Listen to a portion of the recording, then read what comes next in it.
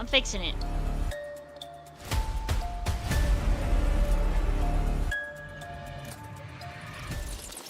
Ah, proper game I'll be now. editing that. Hey, what's up, everybody? We're playing Salem by Night, which is volleying it right back to Viola for our recap from last week's session. I'll start you off with your recap, Viola. Here we go. Ready? Once upon a time, there was some shit that happened, and it went down. And we press buttons and we fuck around, and you know what we do? We find out in this coterie. We find out. We find out in this coterie together as family. Yeah. When Gondor lights the beacons and they call for aid, we go. And with that, take it away, Miss Loveridge. Every time I feel like we're out of the frying pan, we're definitely going into the fire. Deals were struck with the Leon Philippe Geralt? I don't know. Just a man who wants to play chess with people's lives. But he insisted that for his price, for his services, that he would take more. And so he took our 3 lovely, shall we say, still mortal for the time being, awards. And thus, as that deal was struck, I decided to have a little conversation with our Carter, just letting them know some tips and tricks they might need for the future. Rook also honestly just doesn't like ghosts, and he doesn't do well with them, but he is strong. But fed up with the emotions and the chaos of the group, decided to take a leave while we all discussed our next steps and trying to figure out what we would do next, where we would go. If you want the full details of that story or chapter, then I guess you'll have to go to the YouTube to figure all of that out. Because where we left off, our man of many names, jack of all trades, it would seem, got himself into a little bit of trouble, because as he was ghouling his new wards, it would seem, there seemed to be something out of the ordinary with McCoy. And although Carter took to it quite well, McCoy seemed to get angrier and more hostile, which led to the unfortunate discovery that we might be dealing with something more, or maybe Marquis bit off more than he could chew. Or it should be more that someone's going to take a bite out of him. And so now we have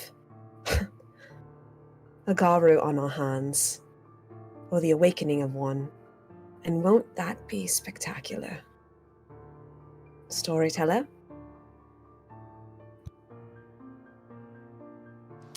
Yes. That's me. I'm the storyteller. I know exactly what's going to happen at all times. I don't ever not know. And I'm never caught off guard. Just kidding. That's not my life. That's someone else's life. Pipe dream life. We're going to go back in time for just a few... I need to finish this coffee so that I chill so I can run this game. Holy moly. Wait, coffee makes you chill? Correct. Oh, that's good. Nice. Yeah. I have a special set of skills. Sorry, just red slide. More like it would take a bite out of him. And you think he's opposed to that? I know. I was about to say, I'm like, usually. See, Viola doesn't know how. I was just like, I was gonna make a sexy remark, but I'm like, oh yeah, that's right. We're not. I'm trying to keep it cool. Keep it cool. We need our content warnings, Dolly. Oh. We need our content warnings. Okay, Yeah. I'll do that really we quick. Need to put... So here's how it is going to go down, chat. Mhm. We are going to go back in time for just a moment. We're going to have a small scene between Rook and Bishop, and then we are going to jettison around the compound, giving each of our vampires a moment, and then I am going to describe Well, I don't think I have to say it. If you were here last time, you're well aware of what happens when a kinfolk feeds. That being said, Rook. Oh, warning. Sorry, warning, then Rook. Warning, then Rook. You're right. My bad. If you are 18 plus, you are welcome to stay. I've already put the content warnings on top of this live stream, but here are the rest. Gratuitous acts of violence, gore, drugs, infamy, sex, manipulation, lying, pretending to be somebody else, gaslighting, imposter syndrome, lots of sad, depression, hopelessness, sleeplessness, Self-inflicted wounds. self-inflicted wounds. Dropping your Taco Bell cup on the floor, but Yeah, there's water. Taco Bell cup on the floor, spilling your drinks, crying, gnashing, wailing, demonic possession, ghost possession, bouts of happiness, silliness, the fuck word many, many times, and other profanities. And buttholes. Big, giant buttholes. Huh? Sorry. What? What? Wow! I knew that would throw you off. Wow! Sorry. I'm sorry. Whoa! Wow, damn, wow! Damn! Ayo, wow! Wow, hey, I am so actively grateful for everyone that's in chat right now, and I am not sorry for anything that is spoken. I just hope you can take my hand here, hold it. It smells like pumpkin spice. You're welcome. I just put lotion on. Oh my God. Take my hand. We're gonna Yes. go on an adventure. And you might not be the same when we're done. But that's okay. That's why we tell stories. Rook, you and Yes. Bishop are shoulder to shoulder in a terse silence, looking for accommodations. The two of you are a lethal pair. This is something that you are very aware of. But for our viewers, both men are dressed in fine suits, though Rook wears his in a casual light. Tie loosened, dress shirt unbuttoned at the top. Bishop, not so much. Everything is neat as a pin. However, his suit jacket is currently unbuttoned, revealing his fine vest underneath, which he has a perfectly squared pocket square tucked into. The lapel pins are in place. He has quite the expensive watch on his wrist, and his sunglasses have never been removed. Handsome in a lethal way is Bishop, standing well above 6 foot with wide shoulders and a slutty narrow waist. This man is, well, beautiful in a dark way. Rook, no less handsome next to him, but there is a brutality that lines the edges of this smoke show. A almost feral male animal energy that permeates the hallway before him. The violence that simmers just below the kindred's flesh is noticed by the ghoul, and Bishop clears his throat. What? You know the rule. If you have something to say it, say it.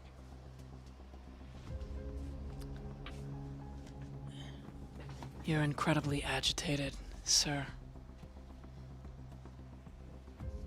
Very.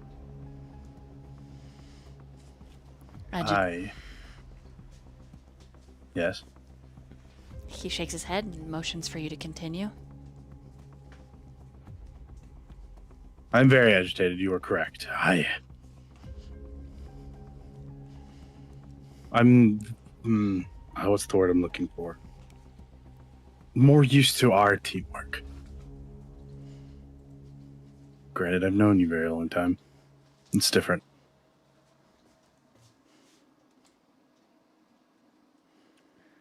That's all.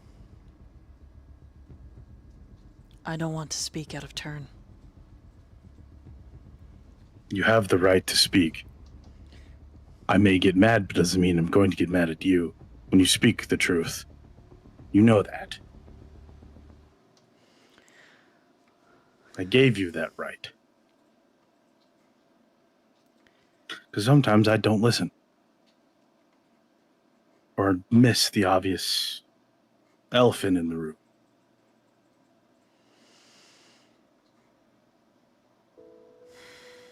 Sir, with all due respect, I don't like how she spoke to you any less than you. But I want to remind you that our goals are seeing... We want to save the people that are most important to you, sir. And losing your shit is not conducive to that.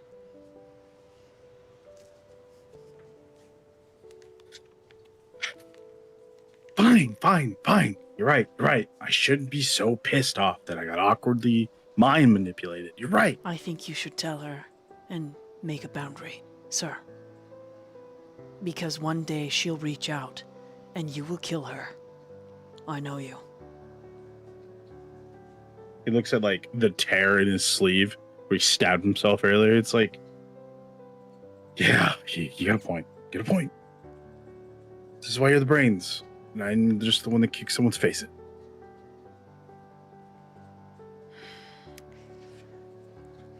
Bishop shifts, and he flashed the rings that he wears that are weighted so that his punches are harder and faster.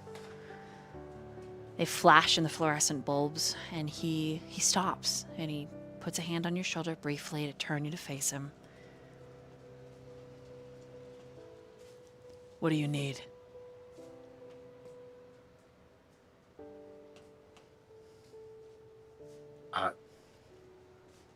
What do you fight the? What do you mean? What do I need? I don't know. I don't. All I can think about right now is finding. That's all I can think. That's all, really. Bishop drops his hand and looks down between the two of you.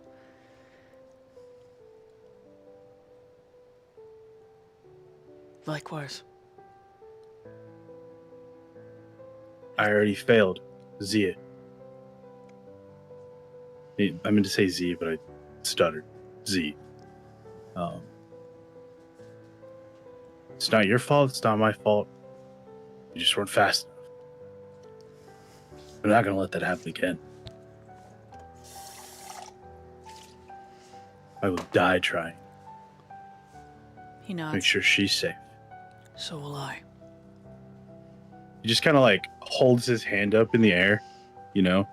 And it's just like, it's like the gesture like where they like clasp hands like blood brothers in reality, because Bishop that's what Bishop is to him. takes a shuddering breath.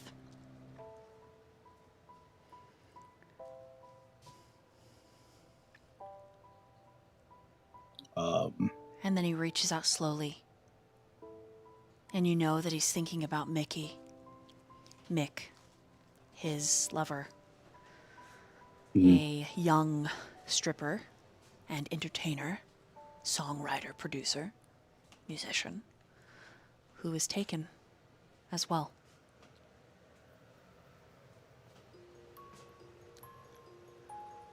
We'll find them. And it won't be too Come late. hell or high water.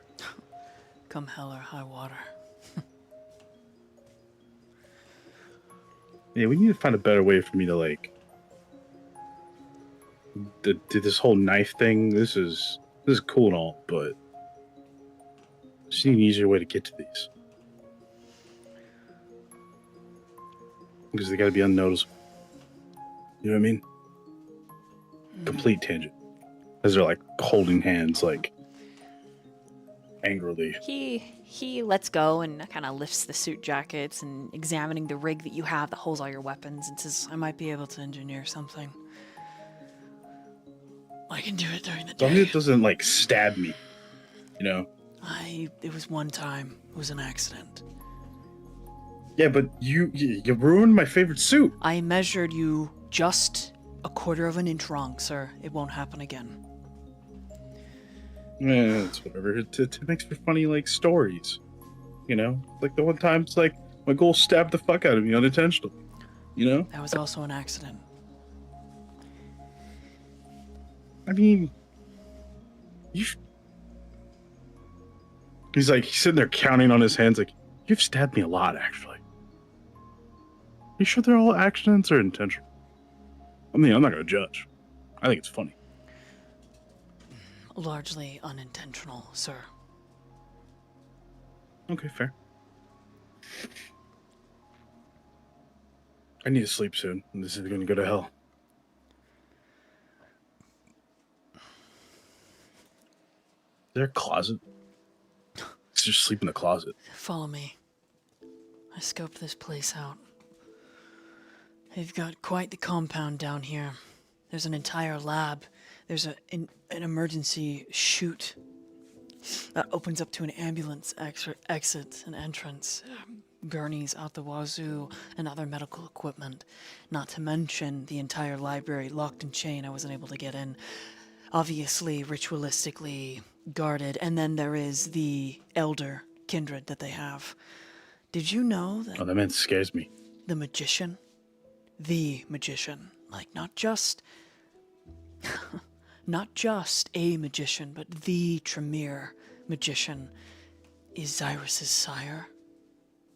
I didn't know that. You know, when we have these debriefings and you explain things to me like this, most of the time it's one ear out the other. I remember the name the magician.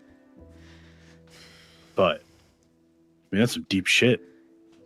Let me regale you. In the 8th century to the 11th, there was a chantry with mages, kindred, and changelings, supposedly. I'm not as caught up on my history, but their leader was the magician. A dark and powerful warlock who led rites that shaped mountains, hollowed out valleys, using nature itself to conduct, well, domestic terrorism is the best way to put it. Medieval combat was always messy and, well, something petty or another. Power, conquest, survival, no different for the kindred back then.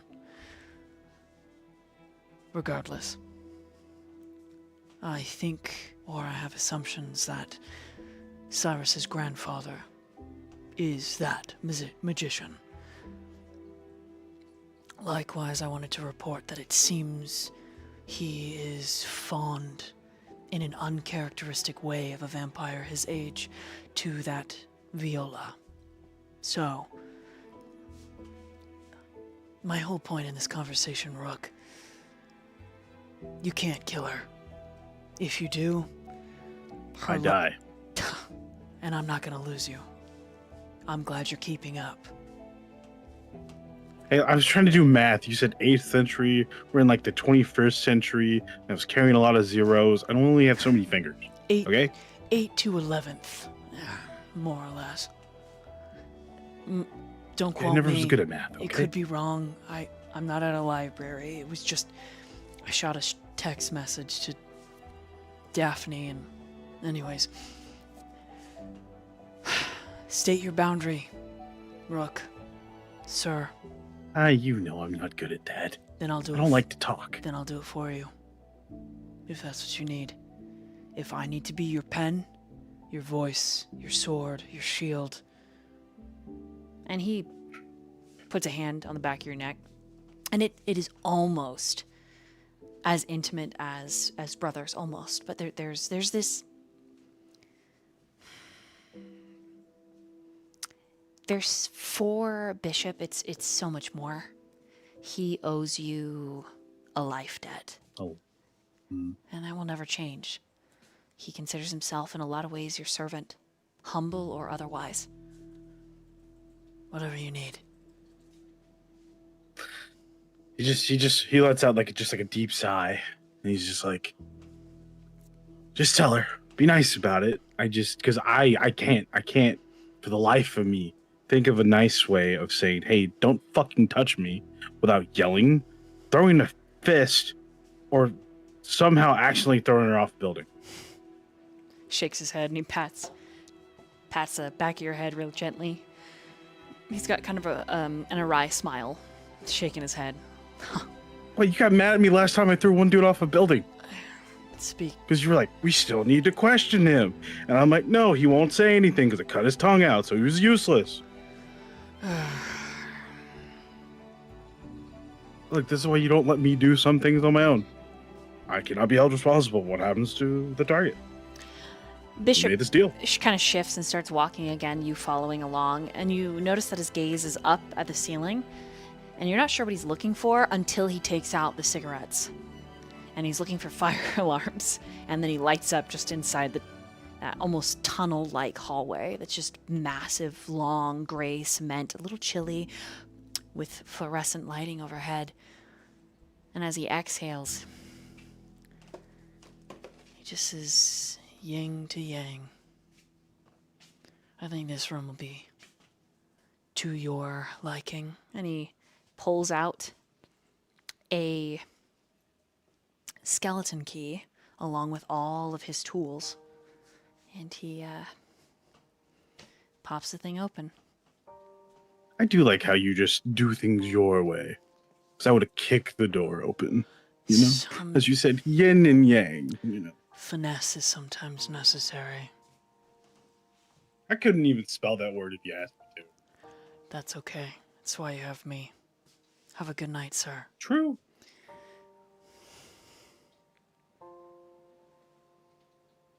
And he's like, before he walks off from Bishop, he's like, here. He hands him his lighter for the night. I don't need it right now. You might. How generous. And as he takes it, his all ringed fingers kind of brush yours. Thanks. Now, don't get into a fight while I'm asleep, okay? 'Cause I want to fight too. My day plan is to re-engineer your harness and maybe find someone to bury myself in for a while. Good Don't get night. lost. I don't want to drag you out. I'll be back. Good night. Goodbye.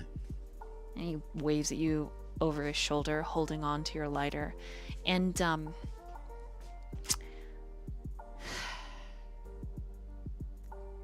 you and him, as you're watching his big shoulders disappear, the thing to how do I describe this? I'm having my brain. Woo!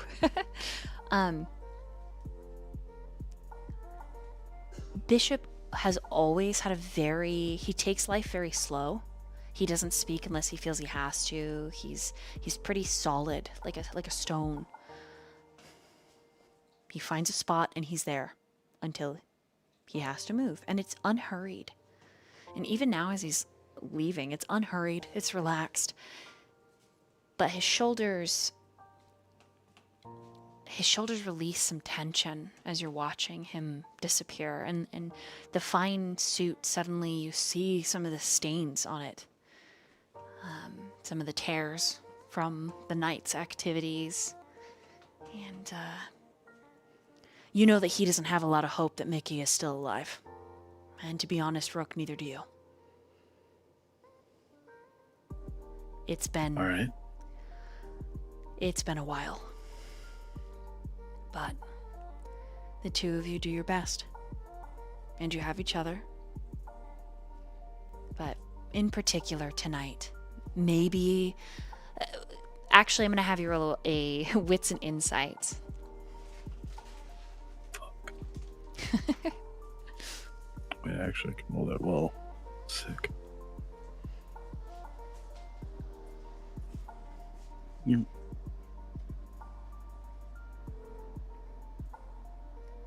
2 whole successes.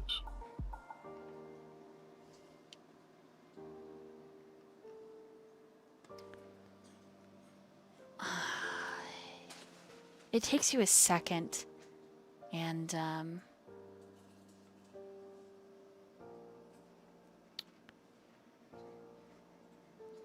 you think it's the ghouls, the new ghouls, and their relationship that has just reminded Bishop of everything he's lost. And so, and you're the only one that would ever catch that. He's so stoic. You think he just really misses Mickey right now? Built like a brick house. Yeah. And as he gets to the east end of that long hall, he opens the lock, that long bar mechanism, pressing it, makes a big ka-chunk, and he steps outside. Before it closes, you already see him using your lighter, that hard rasp. Click. Yep. All he says is just like a quiet tone as he's walking is, "Be safe, idiot." Okay.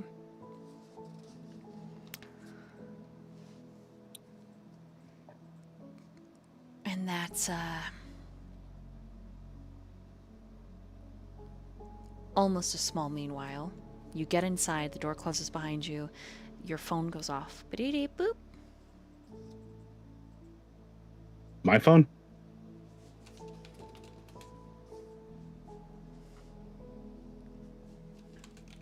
Mm-hmm. Okay. I will check said phone.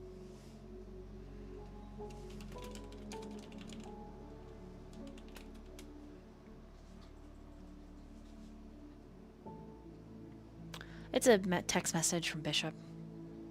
It just says, "Forgot to ask, what are your thoughts on everyone so far?"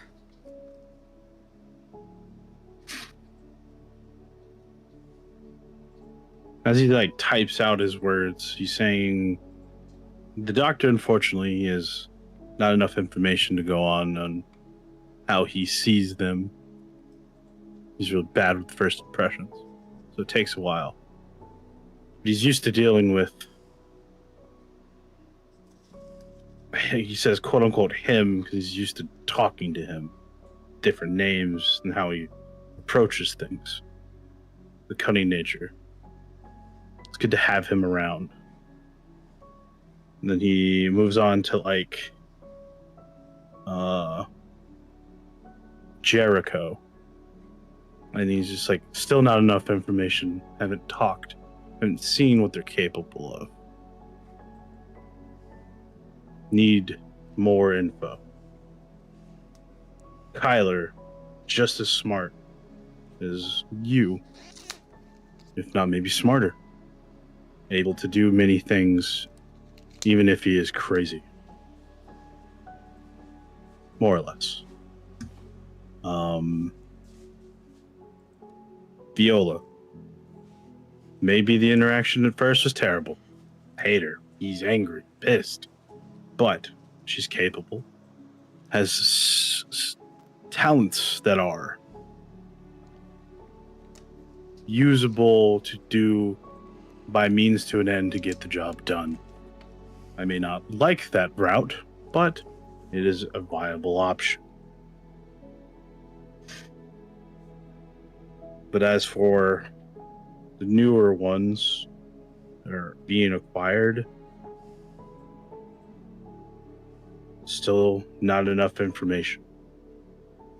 The Losombra, she just breaks all of technology. She bit me, so I'm already pissed. The shorter one, I almost accidentally killed, tackling through a door. Still don't know what he's capable of. But him is very interested in all three, so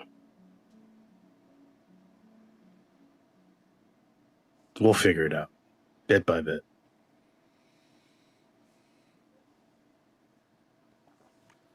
He's sitting there just like typing this in like a stream of consciousness. Okay. Kind of like there's no there's like random spacing Mhm. to like have like 3 words mashed together because he's trying to text and he texts like a crazy person. Just and it's like you're just looking at a bunch of letters, but they're all words that are just mashed together because he's typing his thoughts out too fast. And he just looks back at it. He's like, "Damn, I can't type." When you send it, it makes that whoop. And a moment later, there's the do-do-do-do, do-do-do-do, do-do-do-do. But instead of actually typing, Bishop just hearts the message. Does Rook do anything in particular now that he's in this room? It's pretty simple. Closet, dresser, light, little lamp, connected bathroom, Is bed. there a bed? There's a bed, No, right? yep, bed, Um, no windows. No one does. So what he'll do, he'll take off his suit jacket and Okay. then just throw it against the wall by the bed and let it hit the bed. It's very heavy. And he's just happy to have freedom of movement in a sense because of the way the jacket's made. It's for his protection kind of thing. Mm-hmm. And he just collapses sitting down against the bed kind of thing. He pulls out his cigarettes, but he doesn't have his lighter, and just on instinct puts it in his mouth and just sits there, tosses the pack on the side table, and then he'll pull out this a locket watch thing that's on it that he keeps on him, and it's just he opens it. The time, it's like ticking, but it's not like going. Mm-hmm. You know what I mean? Like it's not ticking around. But there's a picture of somebody that he's cut out and just taped into the side. It's of his wife and daughter from many years ago. And he just kind of just sits there and stares at that until his body forces him to fall asleep. You know.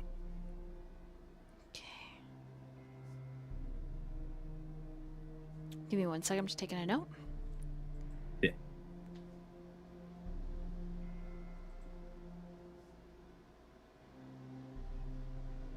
Okay. Rook, you have settled into gazing at this photo when the light that turned on as you entered begins to flicker. And somewhere in the compound, there's a very long and low sound. It percolates like it's growing in strength and volume. And then it sounds like a distant Jurassic Park film.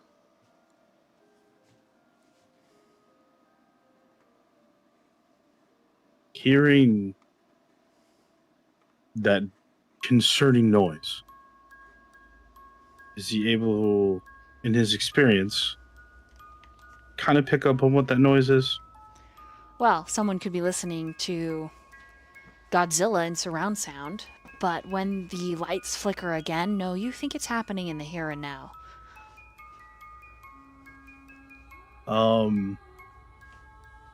He just closes his little watch, shoves it back in his pocket, and just grabs his daggers and his jacket.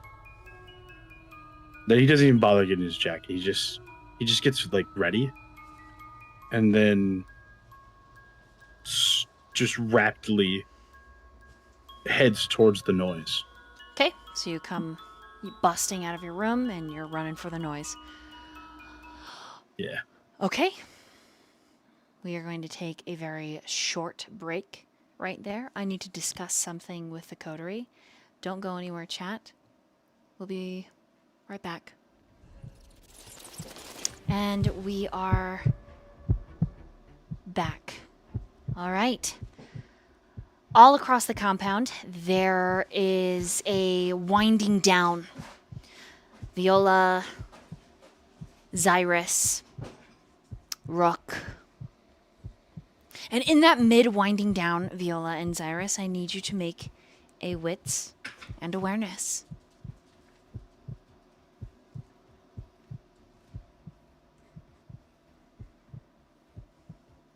Wits and awareness. Yes.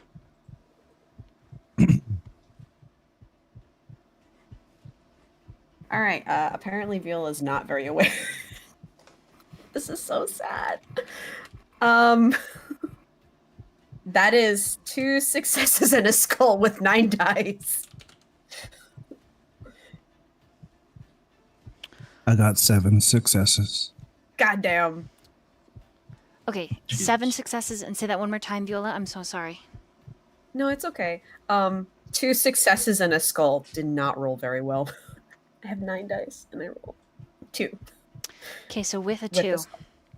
For Viola, you step out of Xirus's office, and there is the sound of like bats, and all of a sudden, thousands of them envelop you.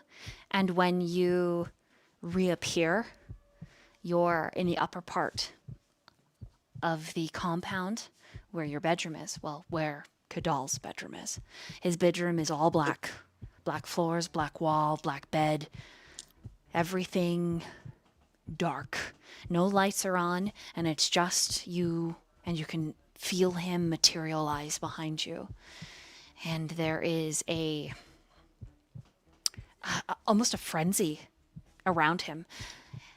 He doesn't say anything, but in your mind, his voice filters, and it tells you to just stay the day in here.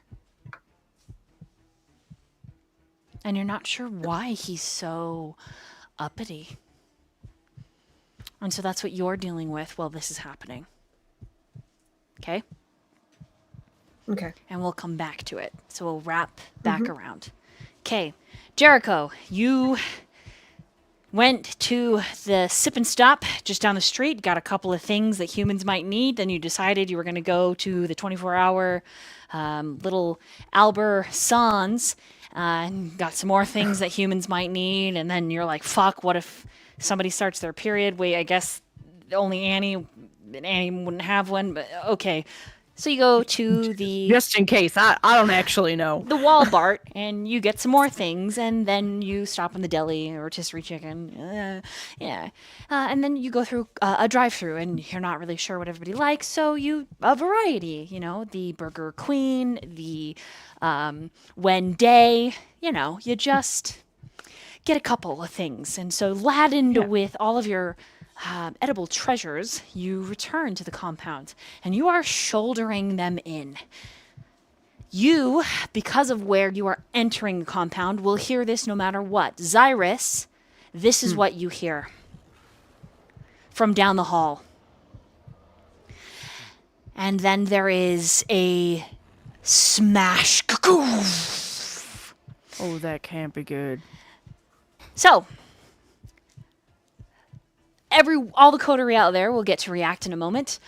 Back inside the room with the quickly shifting McCoy. Marquis.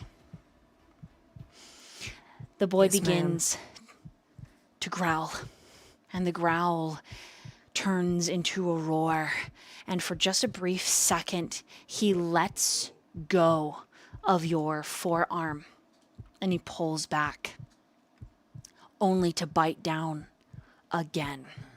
But before he bites down a second time, you tell me, what do you do? See what I sent you? I'm pacing, so very likely Okay. not. But let me look. I'm coming back to the computer now. Hold on, I'm looking. Hold on, please wait. Your call Please is wait, very I'm important. coming. Hello, your call. We care about it very much. Very much, your call. We love it. Yes, very good. Okay, let's see here. Bum, bum, bum, bum, bum, bum. Yeah, either one of those will work. Yeah? Mm-hmm. Cool. All right. So at the same time that he lets go, Marquis. You may want to He rouse gets a the half blood because you're smile. gonna need to roll a Yeah. resolve and composure, and I need you to Okay. roll a resist frenzy. So before you can even do this, roll Yep. digitally resist frenzy. We did that last time. I got to roll again? Oh, you did it last time. Did you succeed? Yeah. And look. My spinal. Hold on.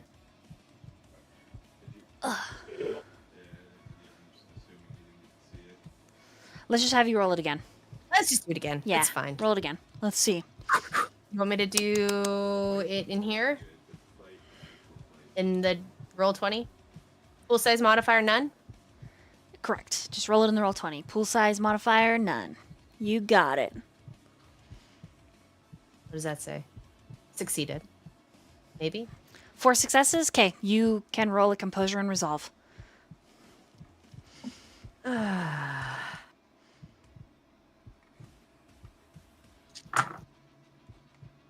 3, 4, 5 successes. Okay, with 5 successes, you are able to rouse your blood and use this discipline as the shift is brutal. His joints are popping, and even as he is growling, he's whining. The skin is tearing, blood is pouring down his arms, sloughing off the flesh as fur replaces it. Annie is crying and screaming. Adrian is looking panicked, and Carter is like, what the fuck? Marquis wants to do 2 things. Okay. Number 1, middle of this guy's shift, he is going to point at the door Okay. and tell them, without telling them, to get the fuck out. Got He's you. going to look at Carter, and he's like, take him. Okay. And it's like an old military move that he does with his hands. Okay. Very subtle, but still, he gets the point. Get them the fuck out of here. And then the second thing he's going to do... Oh, so he's in the middle of a shift still, correct? Yes, and it seems like this might be the very first one. Okay.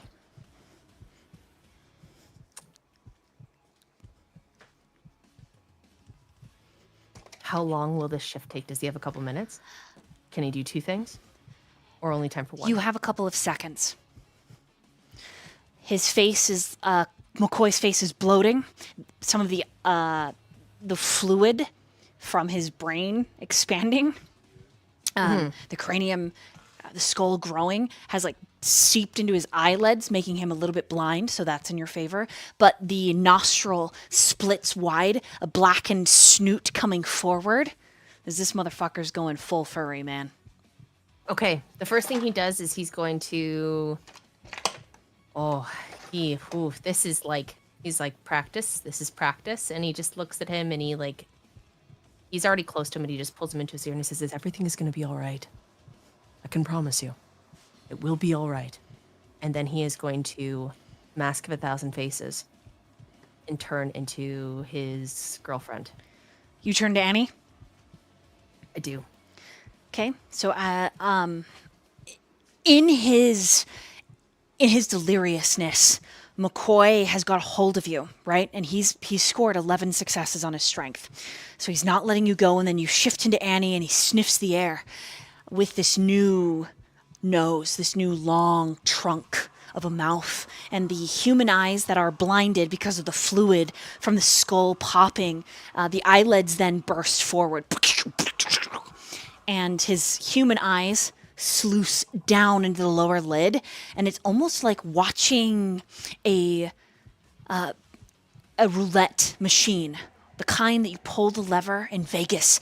The lupine eyes drop down and spin 1, 2, 3, and then he blinks with his new eyelids, and you are looking at the face of a partially formed Krynos.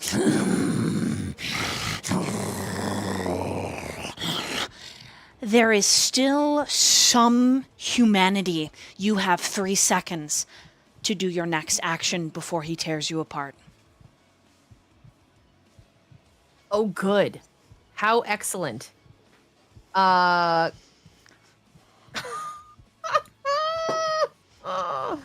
should get the fuck out of here, guys. I will say, if you choose to hold the action until your ghouls have responded and the kindred that you now are a dominator to, you can maybe get a little more information from the scene if you would like, but it will require you to make another composure and resolve check, because this is not a diet furry. This is full on. Oh yeah, this is like I got you. I'm just thinking, can I No, I wouldn't muzzle him. That's mean. Okay, that's fine. We'll hold until I'm gonna keep saying to him in the same voice, you know you don't want to hurt anyone. You know you don't want to hurt anyone. He knows he's like, how can I get through to him? Right? Right. But he's gonna pause. He's gonna try to do what he normally does. He's like, if my husband's having a moment, what am I gonna do here? You know? Mm-hmm. But he has this zen-like calm about him. It's almost a little bit terrifying how calm Marquis seems in this situation. It's very calm. Falsely calm, if that says anything. Yes. Okay, then here's how it goes down. Even though she is screaming, streaks of blood pouring down her porcelain cheeks, Annie shoots forward with Adrian.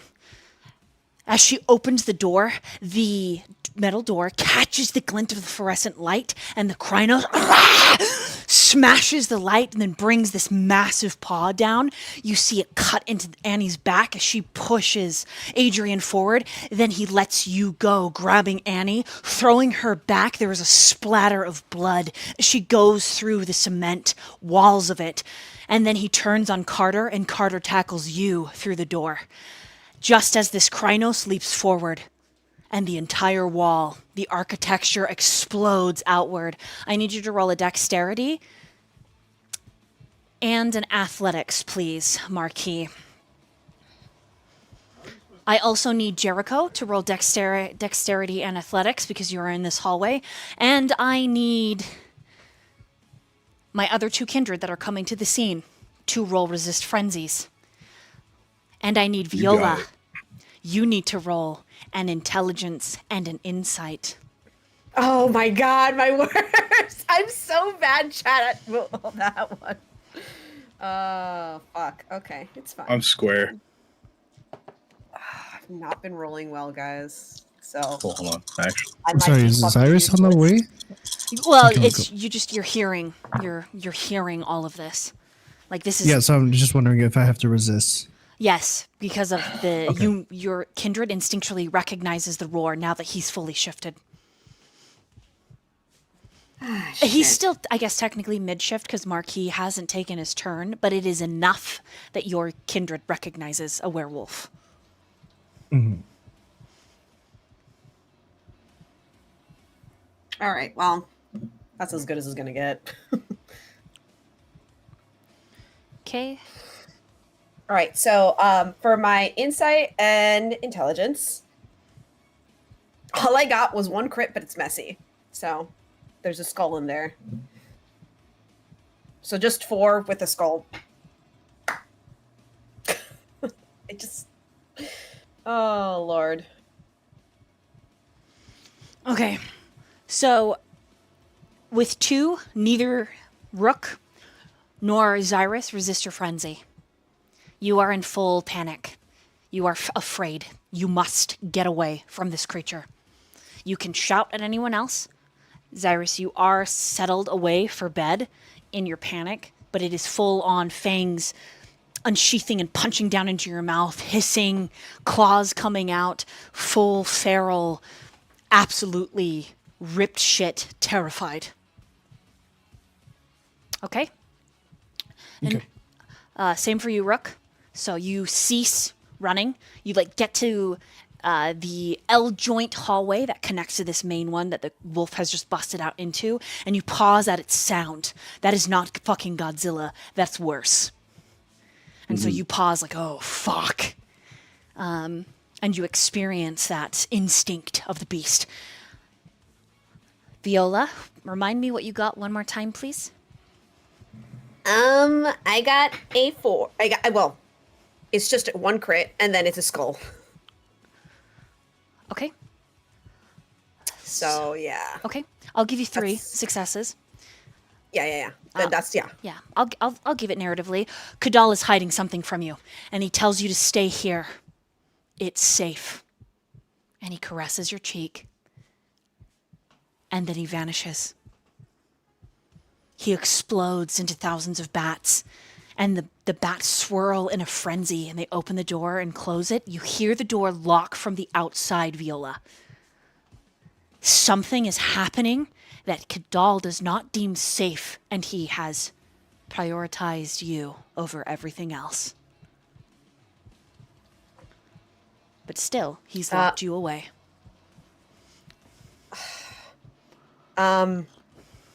Yeah, Viola is just gonna start trying to open there's no locking mechanism whatsoever from the inside. Is there? There should be. Wait, is there? You try to unlock the door. He has destroyed the lock on the inside. And Viola pounds on the door, and she's like, "Yeah, she's not gonna. She's a rebellious person. Fuck." So she's screaming is a at him to heavy get door, out. isn't it? Like, let me out. What the fuck? Yeah. Yeah. It is very, yes. It's steel reinforced door, yes. It's like a bank vault Shit. inside this room. All right, and so Viola's like, "Let me out! What the fuck is going on? Through that telepathic You can't connection, just keep me there." Kadal says, you are safer where you are at. Do not What about inquire why. Simply stay the day, Viola. I can't do that. What about my What about my coterie? All that matters is you. And there is tears, actual tears pooling up, and she's gonna try to get out. Like she's gonna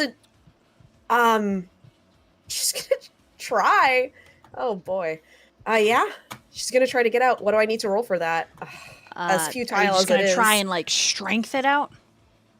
I'm gonna try to see if there's like a way to jimmy the lock, like break the doorknob entirely. Okay, strength and athletics. Ah, fuck. Oh boy. There is not. Oh boy. Okay. Anyways. That's a 2. Okay, you do not It's break not. it. So you are smashing it with all your might. You'll be able to roll again the next round we do. Okay, what did we get on those dexterity and athletics? I mean, considering I'll have. Yeah, there's nothing. If you There's rouse 3. the blood, you can use your blood potency. Okay. Okay, it's a success on the rousing of my blood. Okay, so roll those Eh. extra dice. 2 dice, right? Got 2. Ooh! 1, 2, 3, 4, 5 successes. Okay, and Jericho? 6. Jericho, you manage not to be crushed by the falling debris as something out of a nightmare film comes busting out of the interrogation room. Oh shit! The fuck? You drop your heavy load, burgers, fries, food going everywhere, and then that big beast's head is going to shift and sniff the air, zero in on you, Jericho. But before that, Marquis, you still get an action. As Carter takes me out of the room, and as he's thrown back, he shifts back into himself. Can he do that? Yes, I will say that the two of you have landed right underneath the Garu that is in full rage. It's fine. We're right underneath. I'm shifting back, and I'm gonna lift my leg and kick him in the nuts. It is quite an impressive set. in this very hairy form. He's like, you know what? When my husband pisses me off, this is the way down, and he's gonna do it. He's gonna lift his fucking leg up and kick him right in the nutsack. Okay, strength and Sorry, brawl. guys. Hell yeah. That's all I got, but this is what we do, all right? Hey Hell man, you do what you yeah. gotta do. You do what you gotta do. Do I have to All keep rousing the bets blood, off the or table. did I already rouse the blood and can keep? You can keep using it for going? the scene. Yes. Fuck yeah, that's a lot of fucking dice. That's better. All right. Oh, 1, 2, 3, 4, 5. Okay, 5. No, that's yes, 5. 5 successes. Okay. Jericho, this is still the same scene. You get to respond. I'm trying to find. Sorry, I was trying to find my file that I have the player's guide because I was trying to look up. I have a thing called counterfeit, and I think it allows me. Like it allows me to use a discipline, but I don't remember the details. So I'm have it right trying to here if get you want my me to pull player's it up. guide. Do you want me to pull it up for you? Sure, yeah. I think it's in there because I'm not finding it in here, so it's got to be in there. Here, I'll send it to you right here. Okay. Thanks. Also, if Jericho is anywhere close to me, I'm just like, get the girl. In the nicest way. Can I see the girl? No. I mean, she went flying. So I was just like, get the girl. You don't see Okay. her at all. But I don't see her. Yeah, she was thrown behind the Garu deeper into the interrogation room. Gotcha. This is the one you're talking about, right? Yeah. Okay. I'm trying to. Hold on. Sorry, I've been working on it for a second, trying to get this open, and it would be on page 135 and onward, if that's what you're looking for. yeah. And So I'm going there. Yep. Okay, hold on. It's archetypes. 135 has the merits and flaws, if that's what you're looking No, I'm looking for alchemy. I thought maybe there was alchemy in here. Where did I get this one? It's a thing. All right, never mind. I don't want to spend an hour looking for this shit. for. Um, Just type in alchemy. Oh, there it is.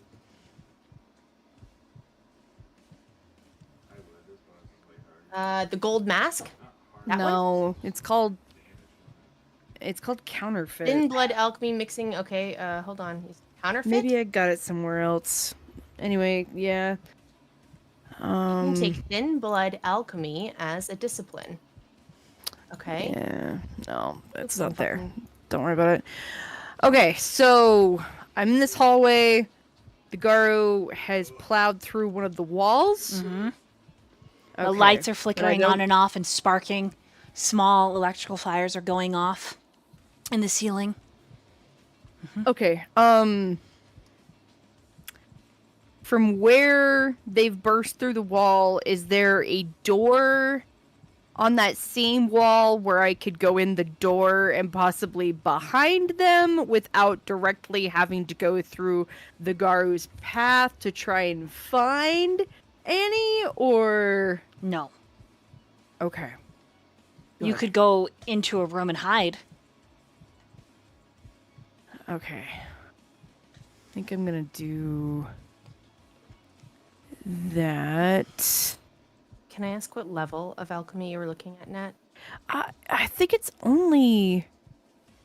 I mean, I have it typed in as second level, so What is But- it called? it's called counterfeit. Counterfeit discipline. Counterfeit a 1 discipline. The same as power as channel. here we go. Yes. Same as okay. It's in the core book, page 285. Well, I couldn't find it in the. I have the core book open. Am I just blind? I'm on page 285. Because Looking what I right now. wanted to do, was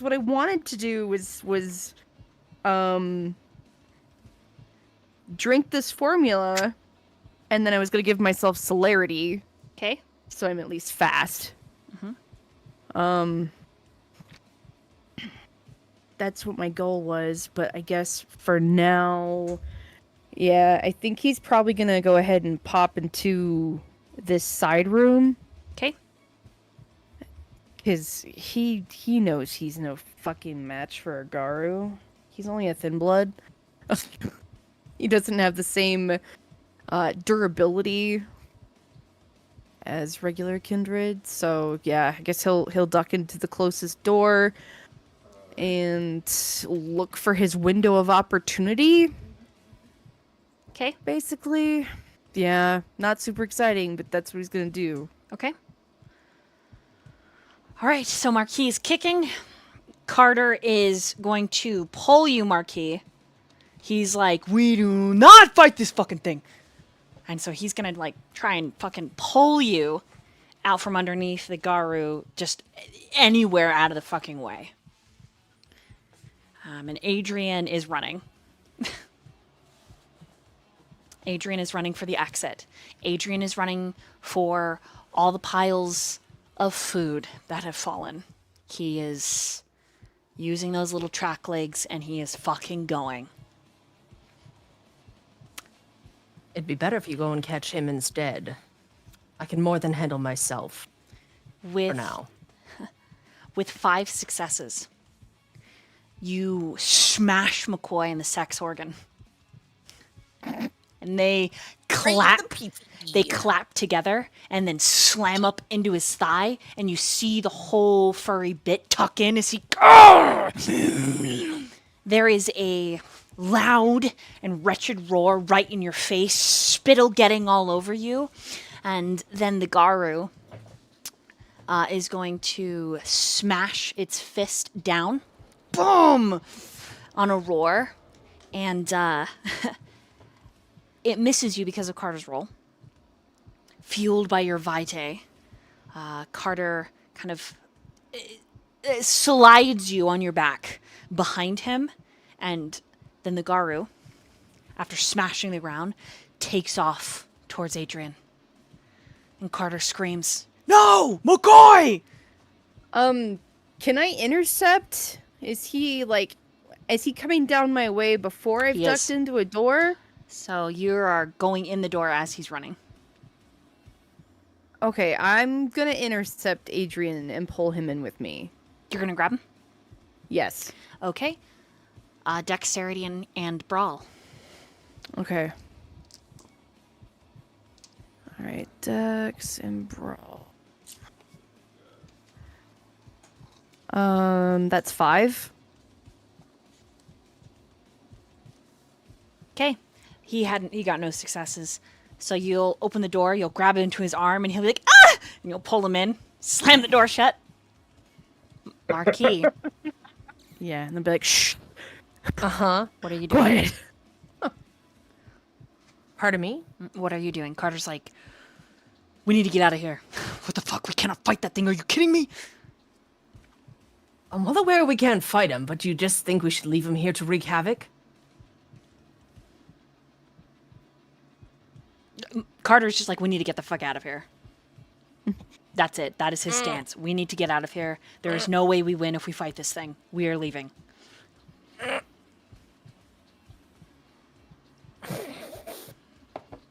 I'm trying so hard to be like, I would really like to get out of here, but at the same time, I'm like, oh man, his flaw.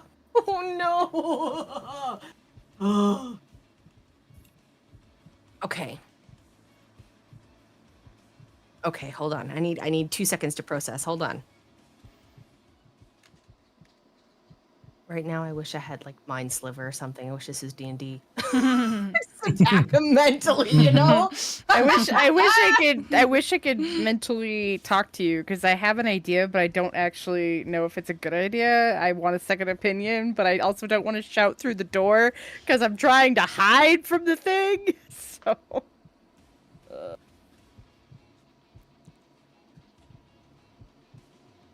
You know what I think? And I'm just gonna, can we like sidestep this and not RP this just for, I just need to like think out loud. Can we do that? Are you okay with that? Can we like teamwork for a second so I can just like think out loud? Mhm. Okay. And then I'll slide around Alright. and give Rook Yeah. and Xirus and Viola and everything. Yep, go ahead. Okay. I need to think about this for a Okay, second. as we're So, thinking, I'll here's- pause the music. Okay.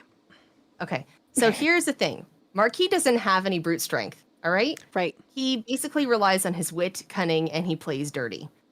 Now we know that a werewolf, okay, in any case, is physically fucking superior. Duh. Yeah. Marquis to fair. be several steps ahead and use, let's think, like environment distractions and the werewolf's own rage against it, right? So everyone's with me so far, right?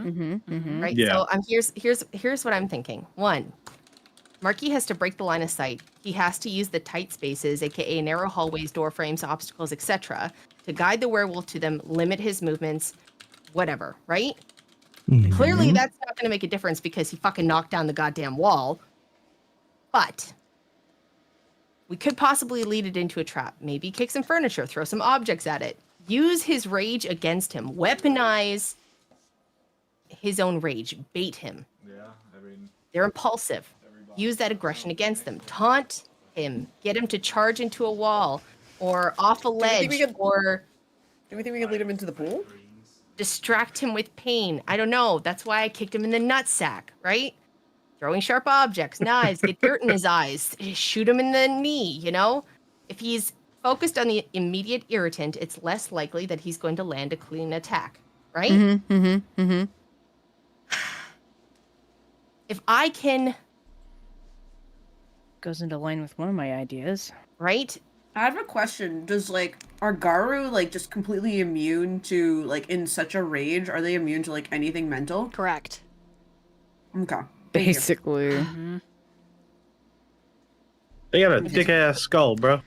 Okay, if we really want to feel- try and distract him, Mind with you, other things. this is his first change. He's in incredible pain already. He's Right. very And that's why irritable. Marquis was trying He's to tell very him. hungry.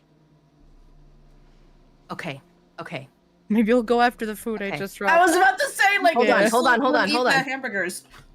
I just guys, I literally Marquis has I remember 50 steps ahead. I got this. I know this is why I was trying to communicate with him in his brain, right? Remember I was saying everything's going to be okay. That's why I changed into his girlfriend. I'm with you. All right? I want to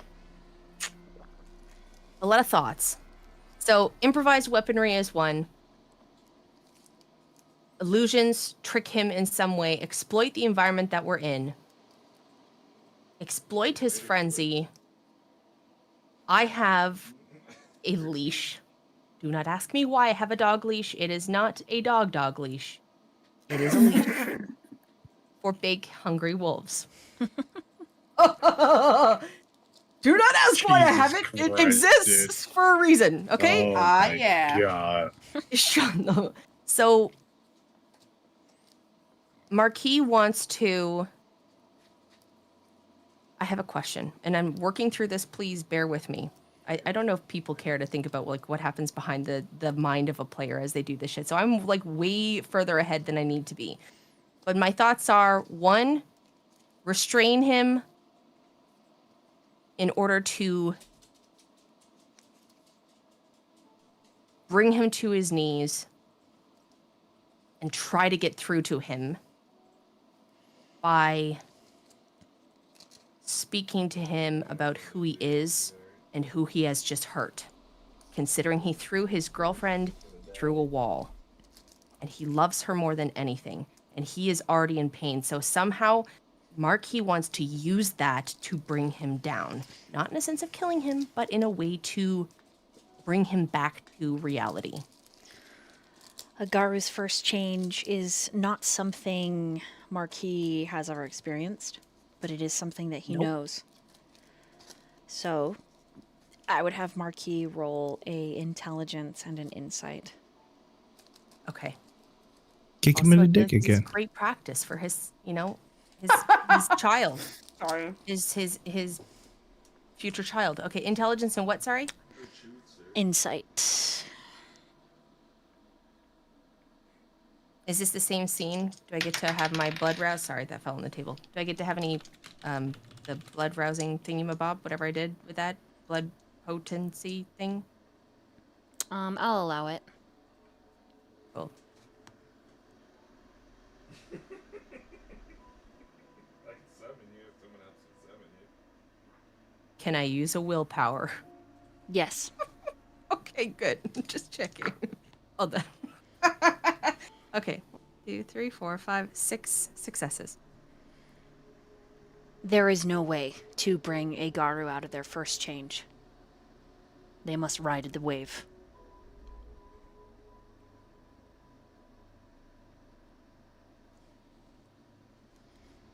It's why so many loved ones to a werewolf end up dead.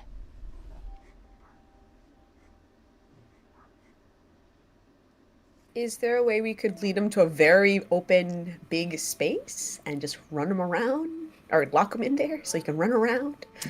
Hey, give him a ball. Yeah. Like, Unless someone's like volunteering to be the ball, Correct. I don't think that's going to end I well. don't think. I mean, Once again, Yeah. Marquis is like, if we can't help him, we gotta distract him, get everyone else out of it. the And only lead it issue to is where that it needs to be. I guess the only issue that I'm worried about is because we are the sun's getting real high at this Correct. point. Mm-hmm. So we don't know how much time we have as kindred.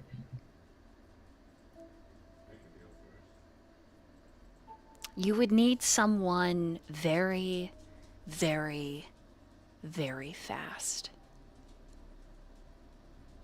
Storyteller is looking at someone in the chat right now.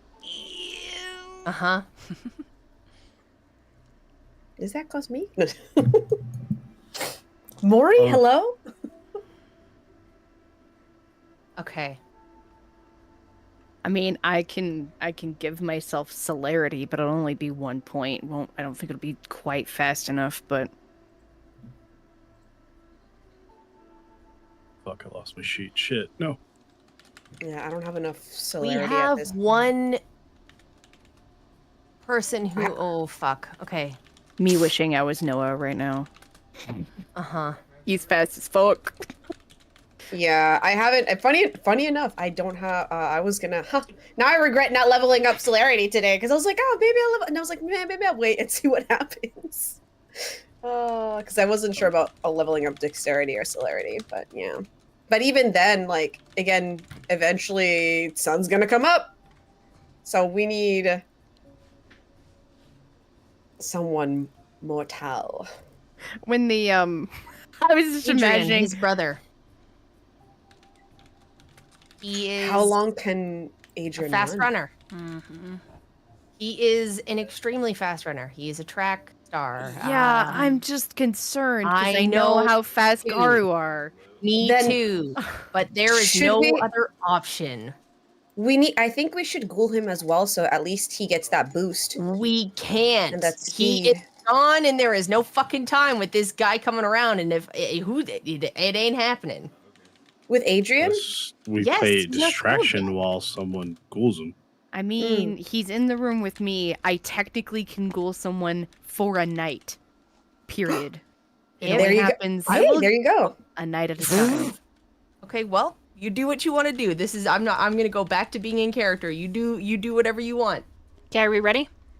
I hate this. Here we go. Mm-hmm. Good luck, everybody. Okay, my kindred that are frenzying. Roll another resist frenzy, please.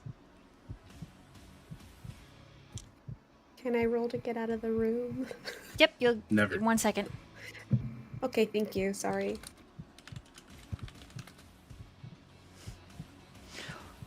Okay. What about this time?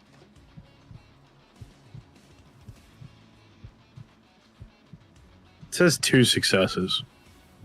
All right. Hold on to that. And Dr. Fletcher?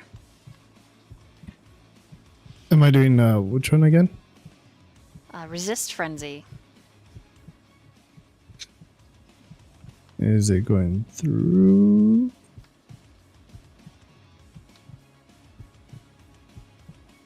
Let me try again. Oh, Oh. I did it. Well, at least the exact same results. Okay. Okay. And Viola, are you trying to manhandle this door open again? I don't see because it's like we have a lot of concrete, correct? Correct. Yeah, so that would be pointless.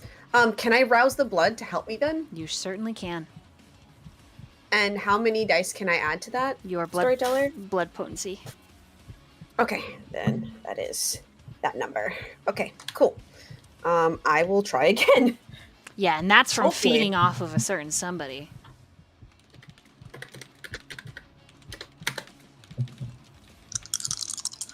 Alright, just gonna roll the initial and then, well, hold on. Let me do rouse check. Do. Yeah, I figured as much. Okay.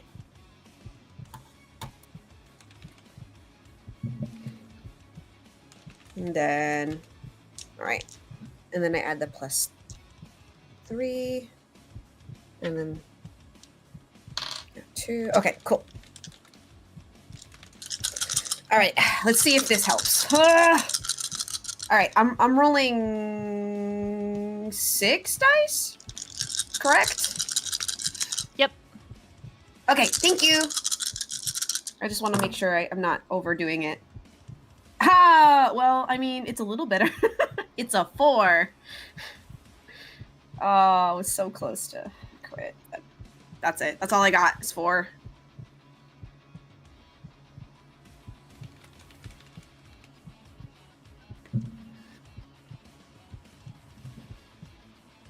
Okay, with a Side 4, diamonds. it's not quite enough. It is a solid hit on the Yeah. door. You hit it hard enough that you feel that it wants to release that pressure, but it's just not quite as many successes as you need to bust through. Okay, thank you. I'm good. What else am I gonna do? Okay. Actually, could I use heightened senses to see if I can hear what's going on? Sure. Go ahead and roll a wits and awareness. Okay, thank you. Alright. That I'm actually good at.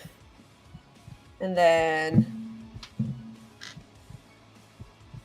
alright. And I add this one. Do I have my blood potency to that or no? That was just for the other roll, correct? Since you roused the blood, you can use it for this roll as well. Oh Jesus Christ. Okay, wow. It's a that's lot of dice. Oh jeez. Mhm. Alright, let's see. Oh my god. Alright, let's see. Alright, I got 7.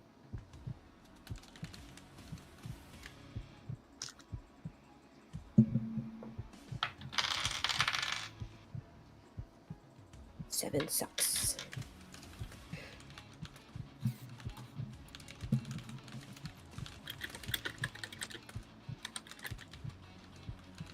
Hello? Sorry, say it again. I got 7 successes. In listening? Okay, Yes. and then you hear the roar. You hear the everything smashing. You feel the rattling, the lights underneath. Actually, there's not even light underneath the door. You're just in the dark. But with heightened sentence, you can see through the dark, and it's. Kadal obviously hastily came through the room, and then he came to get you. You have no idea, like, why or how he knew whatever was happening, but clearly your safety was his priority. As a player, as a Viola, she's like panicking because now she's worrying about she's super worried about Xirus and Jericho, and Kadal more than anything. She doesn't want him to face that alone. And that's it. You go. Thank you, Storyteller, for helping me. Yeah, no problem.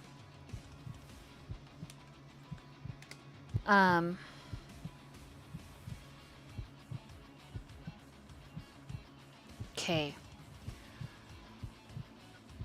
Rook, you are still frenzy and unable to act this round. However, Xirus, a calm comes over you. A very terrible and angry calm.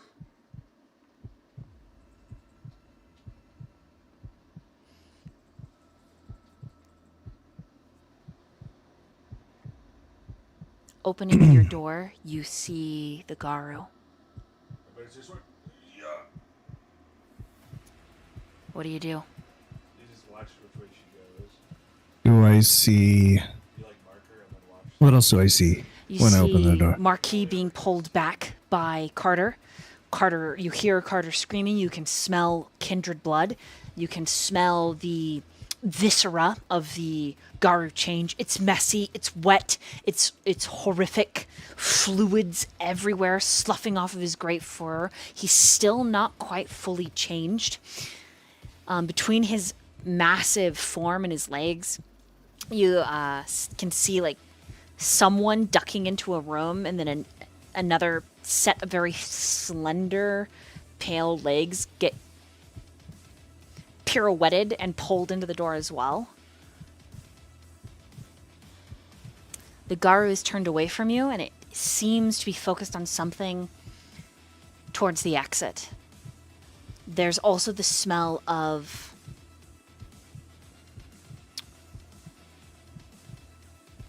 chicken, takeout, grocery milk. Milk exploded all over. Yeah.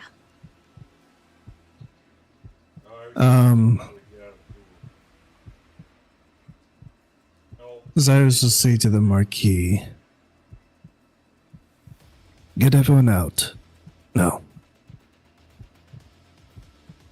Marquis just on the floor and he has a smirk on his face and he's like, most are already gone. I was just hoping to lead it to something to eat. Preferably not me again. What do you say, Doctor? I will handle Would you him. like to be the snack? I will handle him. Now please, leave. And then he will do a small incision on his finger. Okay. Immediately as you do, and the blood pools, the Garu's head whips around to look at you. And he will point at him. And as he does, he will shoot a corrosive vitae of a blood bullet. Okay. The Garu does not dodge. I've never seen two. That's great. It hits. So you'll go ahead and roll your intelligence and firearms plus your blood sorcery. Marquis does say to him, you better not hurt my ghoul. He can handle this. This is, I'm sorry, how do I roll all of that together? Do I just do like a modified? Yeah, so you'll do your intelligence plus your firearms, and then Firearms. the modifier will be the extra dice for the discipline. Okay.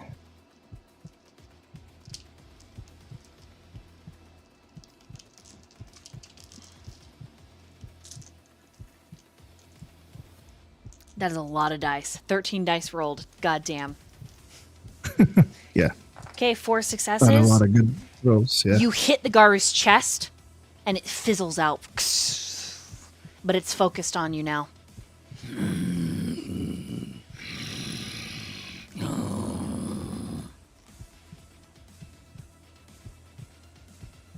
Come on. It looks like you need to run around for a bit.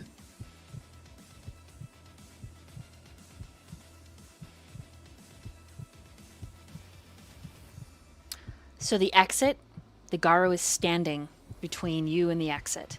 Your other choice is to run to the next exit.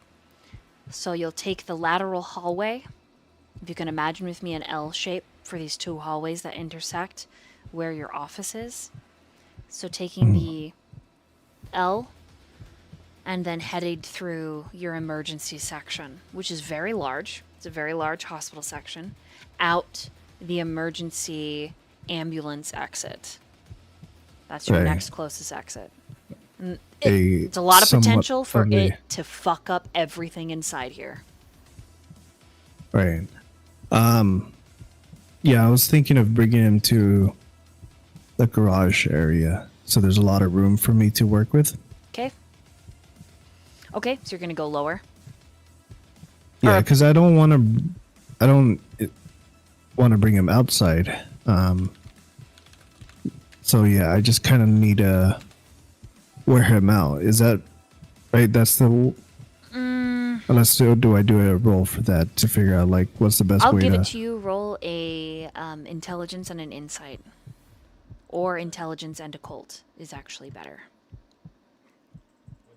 Can I do insight? Yeah, you can.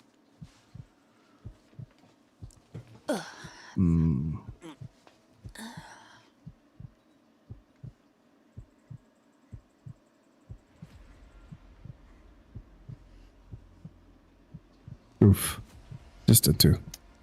Oof. Not You're really well. you're not entirely sure how to handle Garu, but it cannot stay inside. Hey, As the sun is coming up, you can't be locked in here with this thing. It will destroy everyone. but I also can't really go outside either. You have a few moments of darkness left. You could try and guide it as far as fucking way as possible and just pray to God that the humans don't figure it out. If that's our best choice, then that's what he'll do. Okay. Then you'll hold your action until next turn, and we go to Jericho. Adrian is in the room panicking with you, and he was like, "What the fuck? What the fuck? What the fuck? What the fuck? What the fuck? Okay, I need you to calm down. I know that's hard. What the with fuck? What's What the out fuck? in the hall. What the fuck? What the fuck? What the fuck? So your big hand. I'm gonna put my hands on his shoulders. So Oh my he's God. facing Oh me. my God, what the fuck? Try and hold him still. Oh my God. All right. So your big handsome boyfriend. He is he's a werewolf. Surprise. What the fuck? What the fuck? Oh my God! Oh my God! Okay. So here's my idea. Cause if he's gotta not be in here. He's gonna kill the lot of us if he stays in here. Oh my God. So Oh my God, he's here's gonna kill my us. idea. We're gonna die. No. He's gonna kill We're gonna us. try not. No. We're gonna die. take it. He's gonna I'm kill gonna us. take its face in in my hands. 'Kay. Okay. I need you to calm down. We're gonna I need you to die. calm down with me. No. We're not gonna die.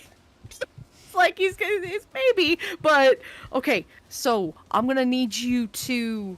I'm gonna give you a little bit of my blood. What? That's gonna sound really weird. No. But I'm gonna give you a little bit of No. my blood, and it should make you a little bit faster. You're No. already really fast. No. What do you What do you mean? What are you saying? What do you mean? What do you mean? What do you mean? What do you mean? Okay, you know what? Maybe I'll just do it myself. Oh You my God! hide What do you mean? here. Okay. You hide here. Cause I don't want anything to happen to you. You can't go. You Um, can't leave me. Don't leave me. Don't leave me. Don't go. Don't leave me. What are you doing? I'm gonna. He's like I'm clinging to gonna- you. Please don't here's go. My idea is we're gonna. We could, if you're feeling brave. That food outside. I think he's hungry. I think he's real hungry. I was thinking we take the food, we run to the exit. You know, the door that we burst through earlier. You and I and Rook. Yeah. We're gonna burst through that Yeah. door. Okay. Okay. Maybe he'll follow us in the food. Oh my God. Oh my God. The sun is coming up soon. I'll be all right outside for a little bit. Oh my God. Oh my God. Okay. So he's gonna bite his arm really quick. No. Yeah, I'm gonna have to. No. He's gonna make you faster. Nope. No thanks. It's gonna. Nope. It's gonna make I'm you. just gonna stay here. I'm okay. You're I'm gonna okay. stay here. Oh my God. Oh my God. Okay. You stay here. Don't then. go. What are you doing? Don't leave. I gotta go. Oh my God. Or he's gonna kill us all. Oh my God. He's gonna kill us anyways. Ah. No, it's all right. You stay here. You hide. Don't move a muscle. We're gonna die. If you're gonna stay here, Everybody's you gotta gonna be die. quiet, okay? We're all gonna die. Everyone's dying. You're cutting out a lot because he's freaking out so much. Your mic is. I can't hear you in Discord very much. So, and then he's gonna reach down. He's got a little like thigh pouch that he holds, that he wears. He's gonna pull it open and pull out one of his formulas. Because I did look it up. I'm an idiot. I found it. He's got a formula to imitate celerity. And he's gonna take that, and then his plan absolutely is to go out, pick up those bags of food, whistle at the Garu if he's not looking at the food anymore, and then book it to the door. Okay. All right. That's his plan. So I got to roll for Adrian's bravery. He's just a human Okay. after all. Right. It totally valid. Oh wow. Jericho is scared as fuck. Okay. But... So he does not do any weird taking the blood because that's what happened to McCoy. McCoy lost his shit. No, thank you. He's not. He wants out. He's done. He's very scared. Just wants to go home. But he did get 3 successes, so he's going with you. Are you sure? Because you're gonna be faster if you take. You're not gonna turn into that. I don't think. You don't look like you're gonna turn into one of those things. Your boyfriend was real big. You have no idea that he's thinking that though. So Right. he's that's just true. That's true. he's just That's true. yeah. Okay. Kind of. If you're not gonna drink the blood, I kind of don't want you to go. I don't know if you're gonna be fast enough, and I don't want him to kill you because if he does, when he comes to, it's gonna be bad for both of you because you'll be dead and he'll be sad.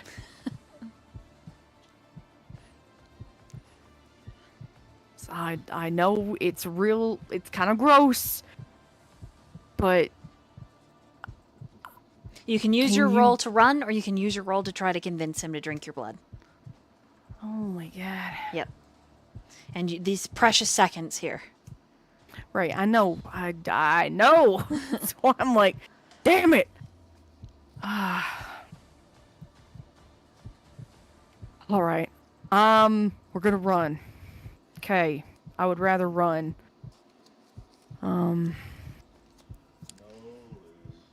But I'm also real strong, so and he's not very big, so if he's not fast enough, I'm carrying him as well. Okay. There are also several doorways that you can shove him into. So, all along the hallway. Okay. All right. Okay, if you're running, you're going to roll a dexterity, an athletics, and you're going to add your celerity bonus. Okay. Celerity, athletics, and it's only a 1 point of celerity, so that's 1 there. I'm only a thin blood. I cannot rouse the blood. God damn, this pot sucks. Okay, that's not terrible, but I'm gonna use willpower to re-roll 2. Fishing for a crit. Okay. I'm gonna use my my chat willpower to roll once more. Worth it. So that's 5, 6, 7, 8, 9.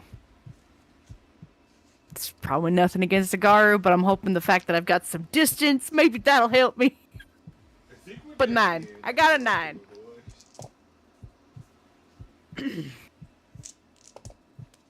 Oh!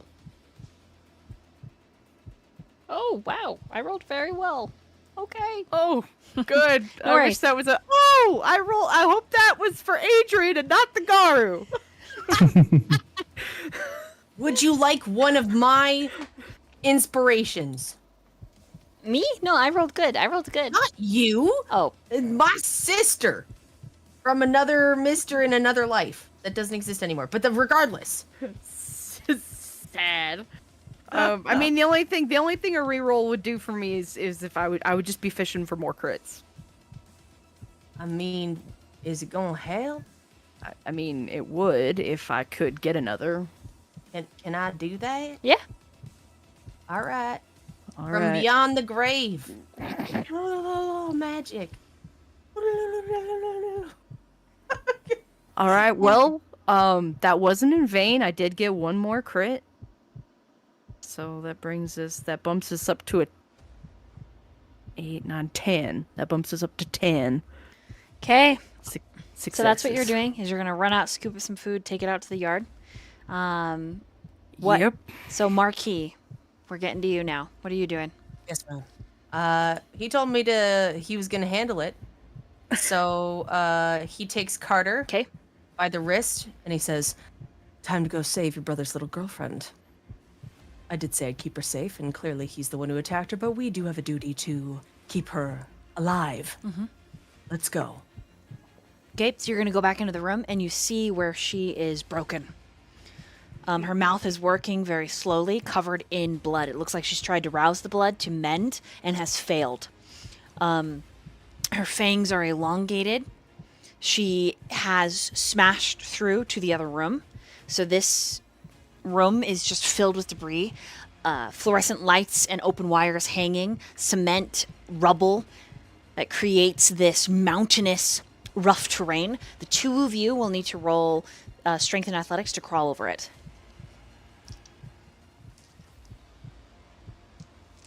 6 successes. Okay, you'll make it over, I'm and so will Carter. exhausted. As you get to Annie, her eyes are unseeing. She is in a state of torpor. But that which animates her is bleeding out all over the floor.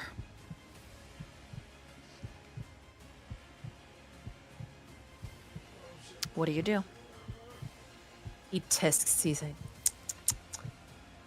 naughty, naughty. I told you to leave, and you just had to come back in.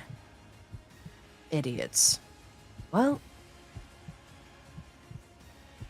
not much I can do. He just like cuts open his hands and he's like holds her like a baby and puts his finger in her mouth. It's like, come on now, drink, sweetie. Okay, so you begin bleeding Not in sure her if I mouth. can help you. This will take you a while. Increase your hunger by 1.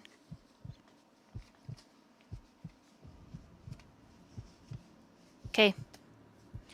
The Garu is looking at you, Xirus, and it is growling. There's a final pop and shift as the base of his tailbone rips from his flesh, and then fur sprouts as the tail is the last final piece.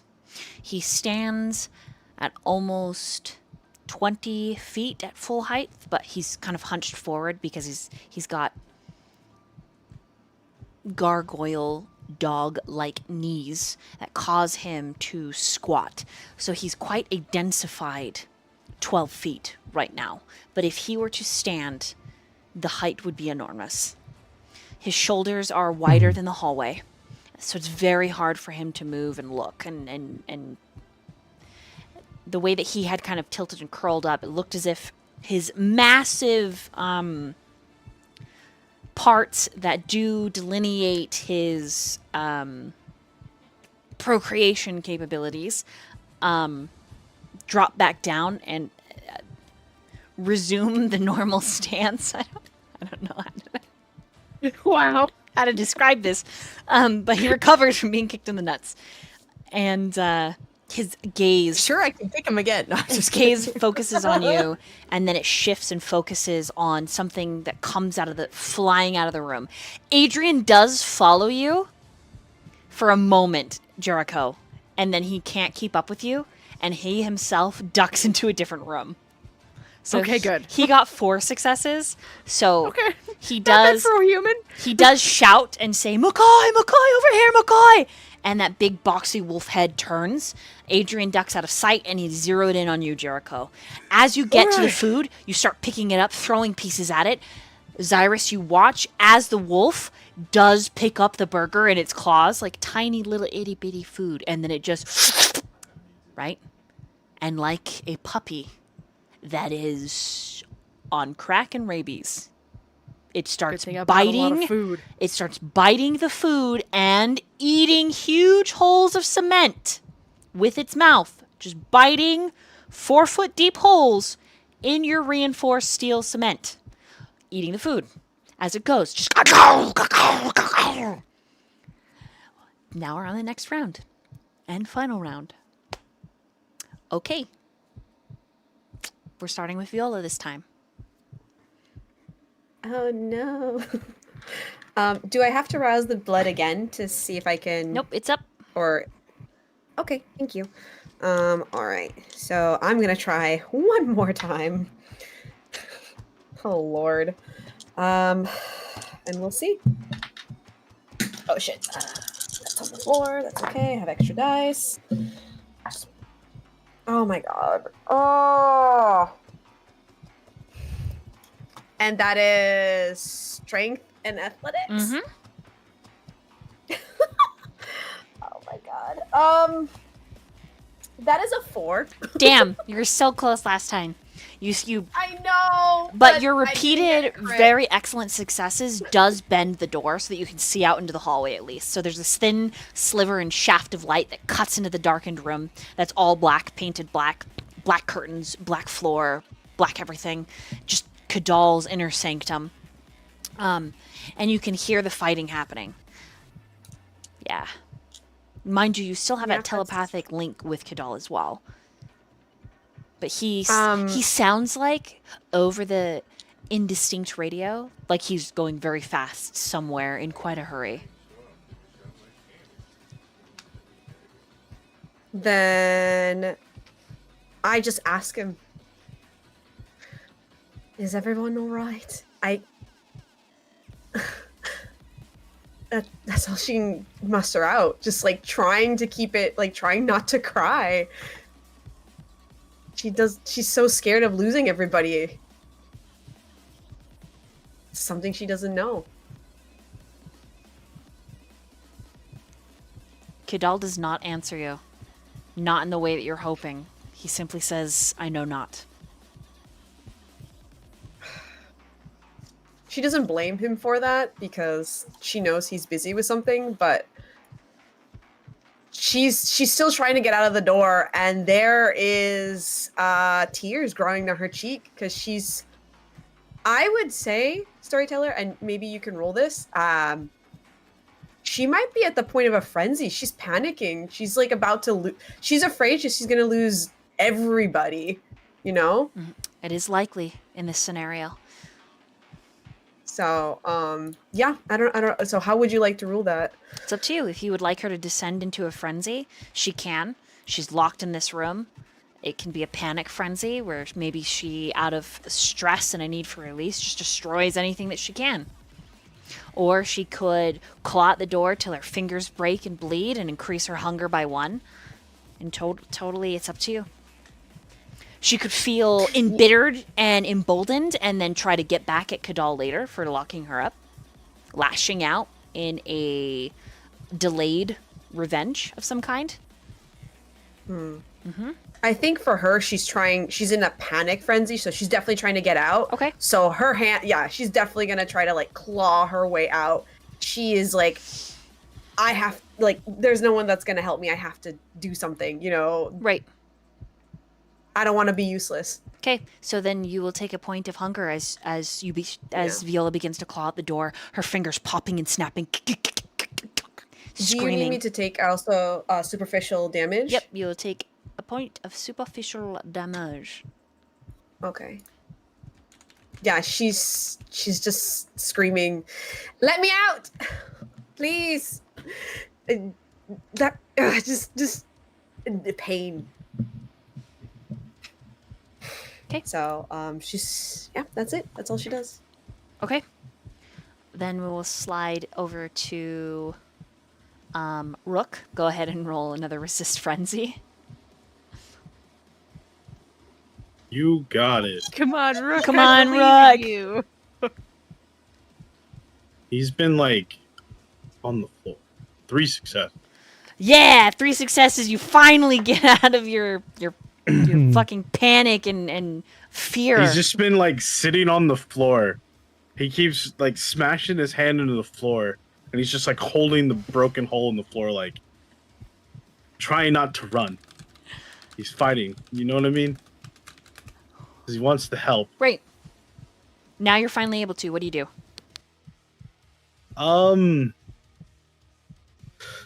He just takes the fuck off down the hallway. Celerity, knives in hand, like trying to assess the situation and help in what he can with the supposed werewolf that is made an appearance. Okay. You see this hulking figure that I've described previously, and Jericho running towards the food and throwing the food at it. You see that Marquis and Carter are not in the hallway at all. Xirus is standing at the head of it. Werewolf seems distracted by Jericho.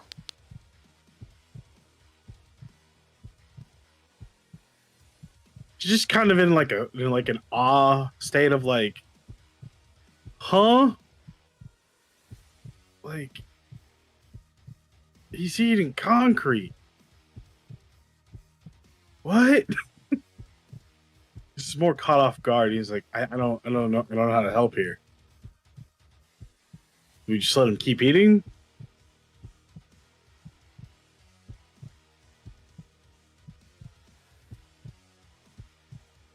It's up to you. How do you want to do this? What do you want to do? How are you feeling? I kind of just want to like. He's been in a frenzy state for a minute, so he just wants to react accordingly if the werewolf decides to like lash out. You know what I mean? Mm-hmm. Because if it's in a quelled state of eating concrete and hamburgers, Mm-hmm. he doesn't necessarily want to interrupt that Right. and cause more structural damage, as he's noticed. He has taken in the scene of seeing this man's gonna kill people if we're not careful. Yes. So that's what he'll do. So basically holding In a your ready stance. holding your action Yeah. for any kind of okay. All right, then Bullshit. Yeah. sliding over to Dr. Fletcher. So they pulled the attention away? Yeah, pulled attention away from you. Yeah, because Jericho didn't know your plan, so his plan was to take the food and lead it away. Yeah. Then he'll Yeah. he'll continue to shoot a bit more, trying to grab its attention. And pull its attention towards me. Okay. I Roll roll all those dice again. the pew pew. Okay, let me see here. This one plus this one and this one.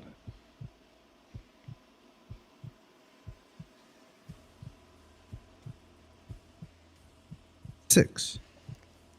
Okay, with 6 successes. Your corrosive vitae smashes into the thing's shoulder, beaming off of its head, piercing a little hole through its ear, which you see that the hole through the ear rapidly heals.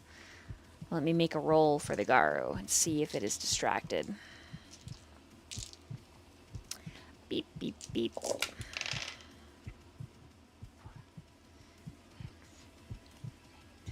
Okay, so, whoa, it got 11 successes. It is not distracted. It does look at you, but it like snorts and then punches into the cement, leaving a 6-foot hole. Like the water pipe then breaks and there's like a gas hissing and the water just starts filling, just pissing everywhere, filling the hallway, Poor compound. soaking everyone. And it's moving. First it was his house. Yeah, right? It's moving Like, closer to the food. All those groceries that Jericho's pelting it with. Like, it catches the rotisserie chicken in the air and swallows the whole fucking thing. Nice. And Wish then, I'd bought, like, and then as the 12 water is of those. pouring, it, like, starts lapping the water. Like, just fucking drinking your sewer water. Like, it's pretty... Is he a dog right now? What the It's pretty fuck? fucking nasty. But, Rook's so confused. but as this is happening, Xirus, you realize how hungry this werewolf must be. If this is indeed its first shift, which you assume it is, because it was so gnarly, then the food isn't a bad idea. Maybe you can assist. Maybe you can draw it out as well. Maybe. But you would have to get past it and the door. I sure wish we didn't live in a city so that I could run it to a field of cows. So I have to get past it, the direction I need to take it, right? Yes. And so that would probably require you to go very quickly. In Sure. that case, he'll start running towards it, and we'll use blink. Okay. You'll be able to do that on your next turn. Marquis, it is your turn. Annie is still in torpor, but finally, at your second increased hunger, she starts to drink. He just sighs and looks at Carter. What an eventful evening, wouldn't you say? How are you not freaking the fuck out? Oh, I am freaking out, but you see this illusion of calm? How does it make you feel? He just gives you a dumbfounded look for a moment. And then he holds out his wrist and is like, do I need help? Are you offering me your wrist? Is that what I'm supposed to do? I'm... What a fun little blood transfusion this is. You give me your blood and I give my blood to her, and it seems like we're just passing it from one to the other. Yeah. Do you mind? No, human centipede me. Not really, just here. Jesse, you said that and I was thinking the same thing, but I didn't want to say that because it's so creepy. It is. So creepy. Oh my god, I was literally trying not to say that. I was holding back. Oh, he is, oh no. Oh yes, he is gonna look Carter directly in the eyes and he is going to take his hand and press a kiss on top of his knuckles. And slowly turn his hand over and lick his palm and then gently bite into his wrist. Okay. As you bite him, it's a typical, like, even if he doesn't want to and it's a dire situation and outside his brother is hulking out and full furrying it up, it's very sensual. It's a lingering sensation. His body heats. His lids become heavy. His jeans become tighter. Like, it's the full, even in the panic. It's just, it is what it is. Okay. All right. That being said, Jericho, Yep. Hi. I need you to roll again. Okay. Cool. Got it. Good.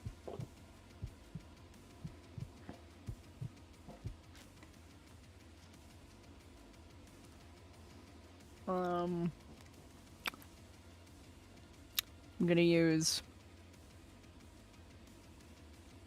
my my last 2 willpower to re-roll some failed rolls because that was bad. Alrighty. And these are like regular willpowers, like not. Okay, so just so you know, if you run out of no willpower, that does affect your ability to resist frenzy. Like an intense amount. Hey, I'll use one of them. Okay. Because that'll give me at least 3 of these that I can reroll. I could give you willpower as well, if you need one.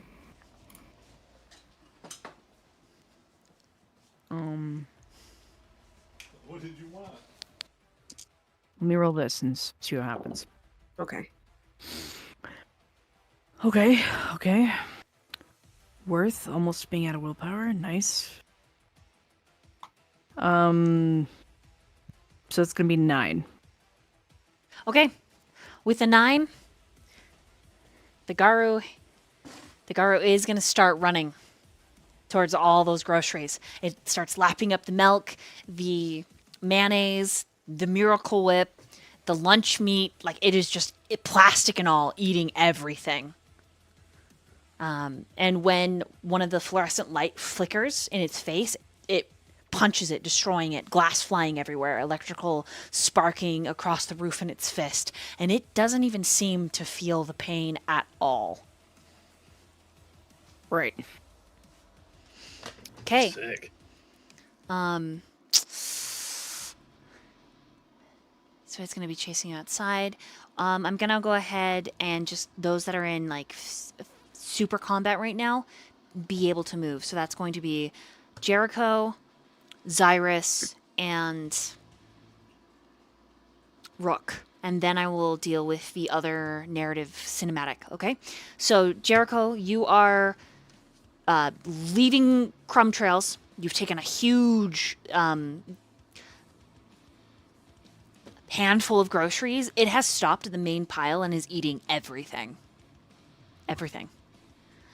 So Okay. you make it to the exit and you've still got your handful, but it is fully distracted devouring this, and it will take it one round to finish it all off.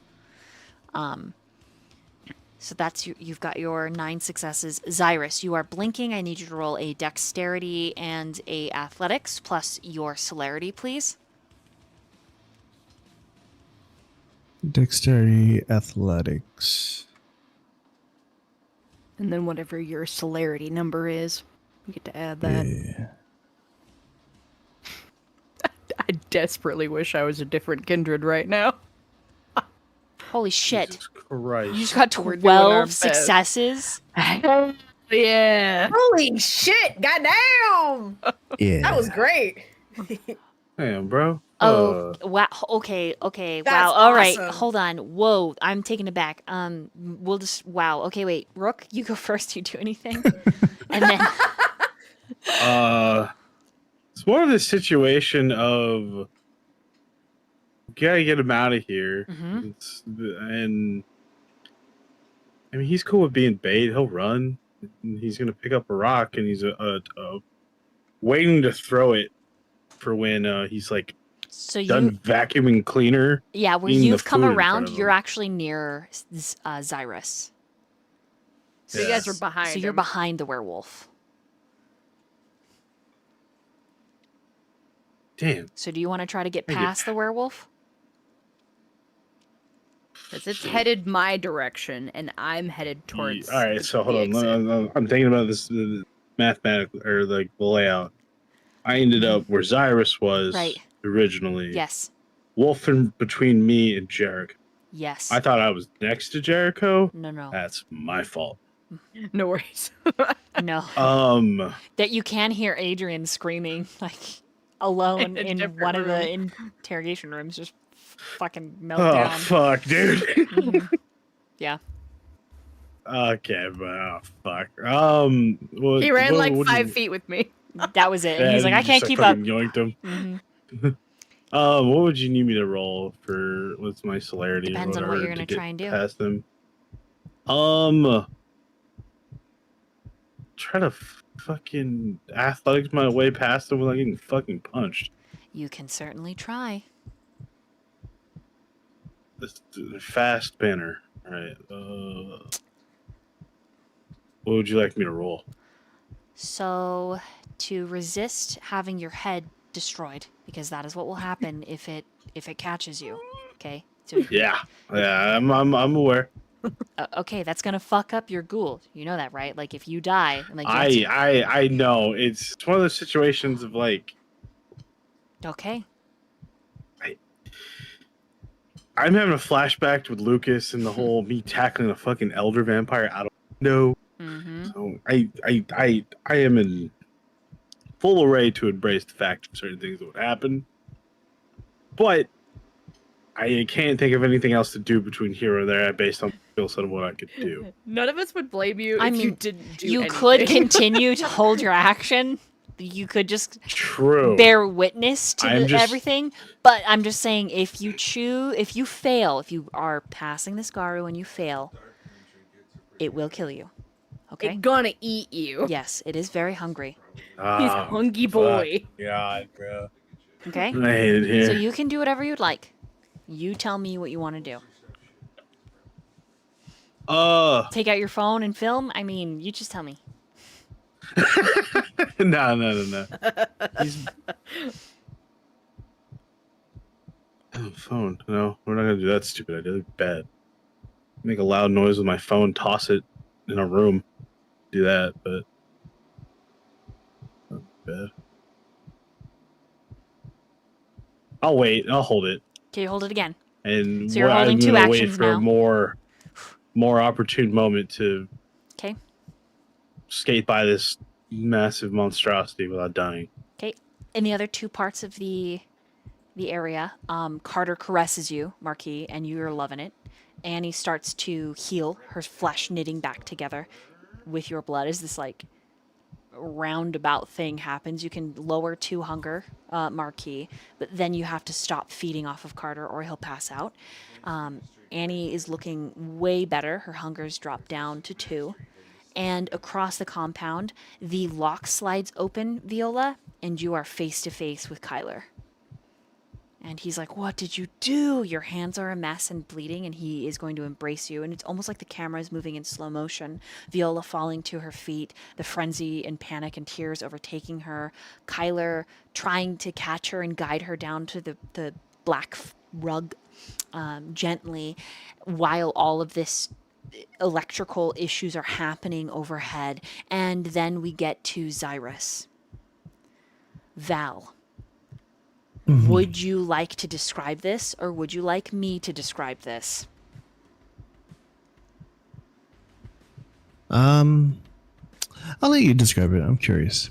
I want to hear I'm going to put some cocky bullshit on it. Are you ready? it. Be the cock. Okay. Xirus, you blink, and as you blink, you slap the wolf's ear and say, "Enough."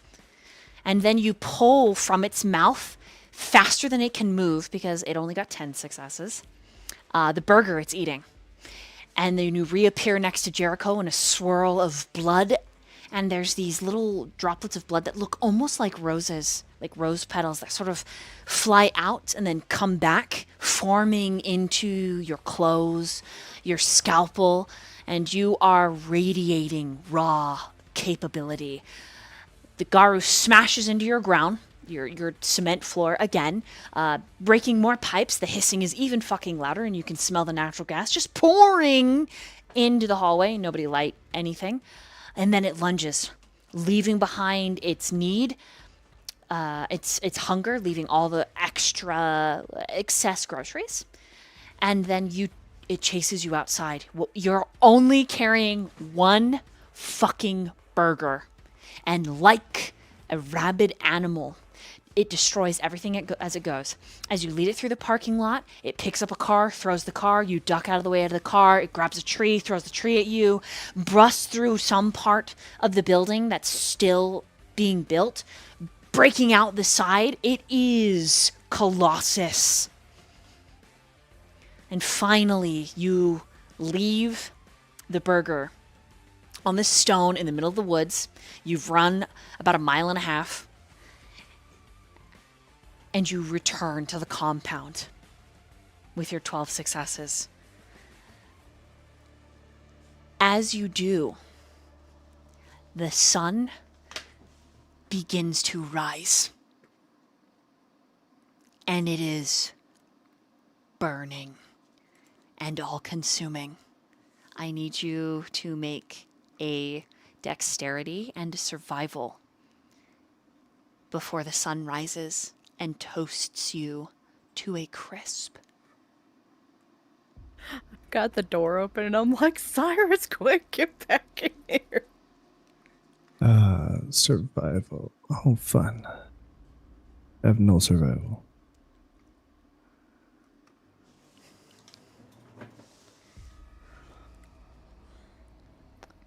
Mind you, your blood is roused, so you have all of the potency dice. Oh. Mm-hmm. Let me check that. Okay, let me do this properly then.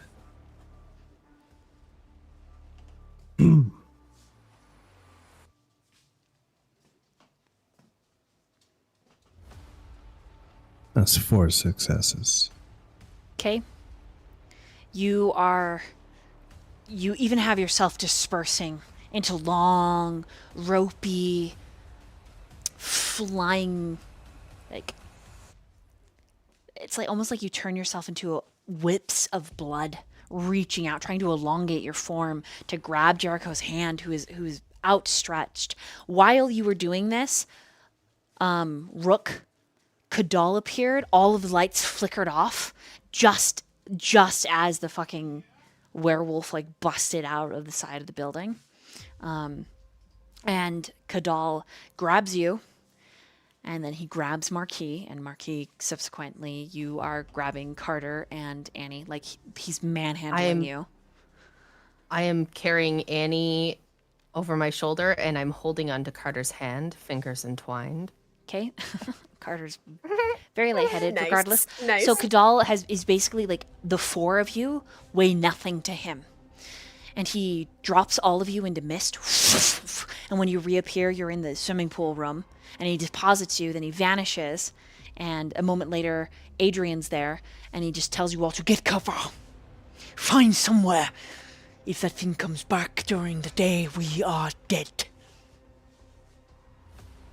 So, Bishop's also in the swimming pool room. There's a huge, like, hatch that's been opened that was hidden. And it just goes down into the earth. Yep.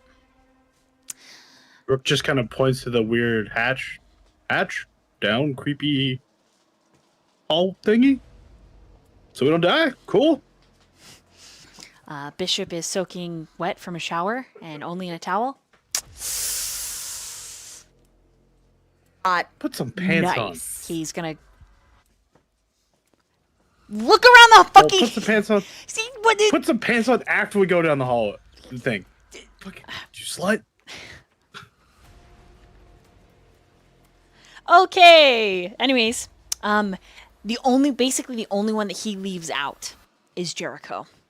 He flashes back upstairs, taking or downstairs because it's also downstairs, getting Viola, gathering her up, Kyler, and anyone else, aka the bodies of your allies that are in torpor. He brings them all to that hatch in the swimming pool room.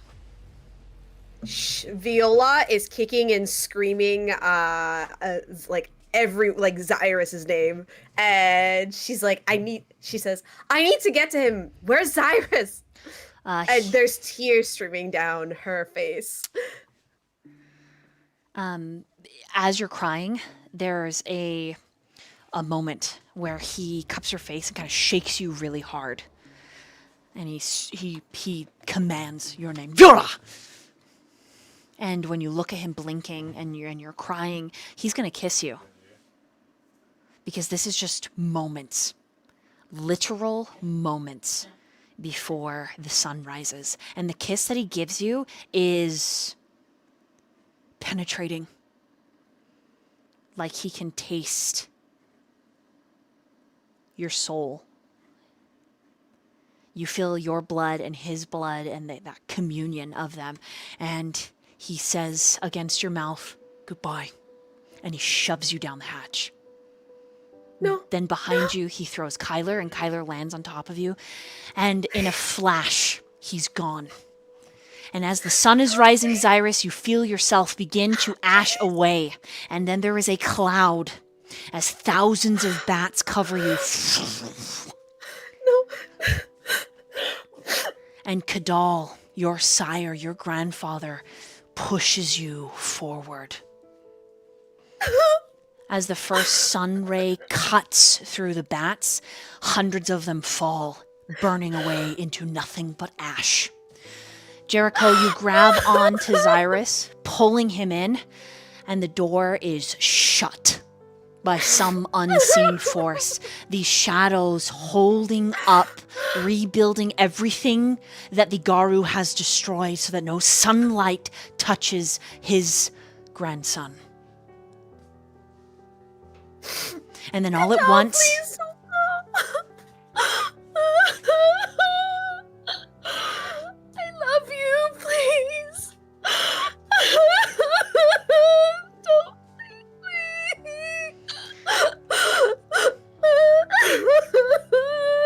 Fuck, Xirus, you were right.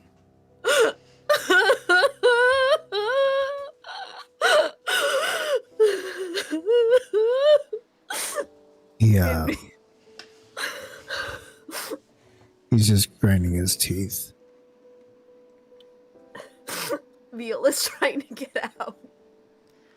Kyler's holding on to you, and eventually he lets you go as you run for... You run for where Jericho and Xirus are. There is no sound against the wall anymore.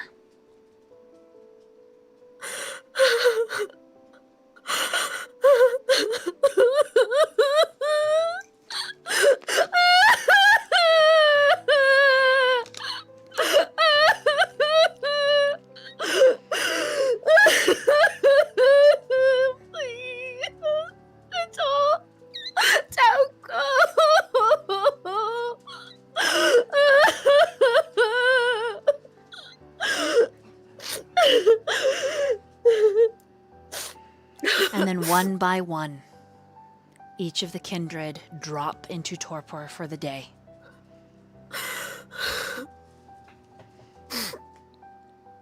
Just feel as the last thing she just remembers is having her hand outstretched.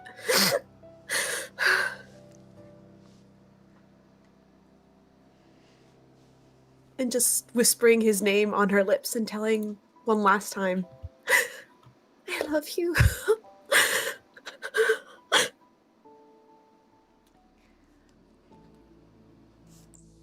The day is long and torturous. Jericho, even without rolling a wits and awareness, you hear it come back. You hear it shuffling, groaning, grunting, breaking, but it never seems to find the entrance to the hatch. You feel somewhat shocked out from the raw violence. You've only just met Rook and Marquis, and what the hell is all of this? McCoy? The kid you needed who works for Elizabeth is a goddamn kinfolk? No, now a goddamn Garu. You aren't alone. Bishop is also awake, having found some scrubs down here to wear. He's barely able to fit them. They're pretty tight over his chest, but he's seated on the opposite side of the bunker. And Adrian's curled against Annie. Annie's curled against Marquis.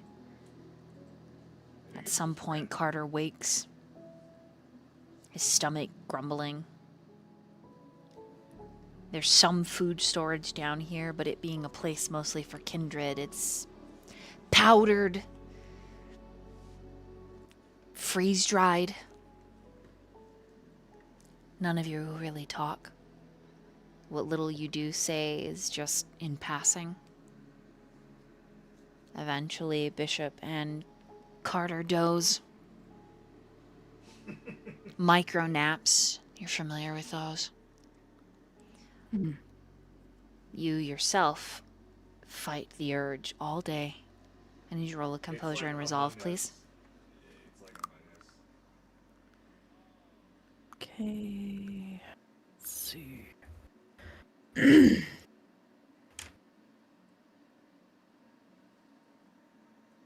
That's a 4. Before you managed to stay up the majority of the day with only micro naps. But man, you're gonna pay for it later. Right. It's worth it to him.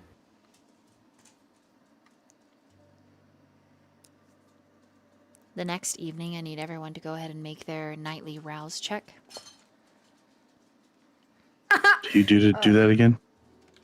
Oh my god.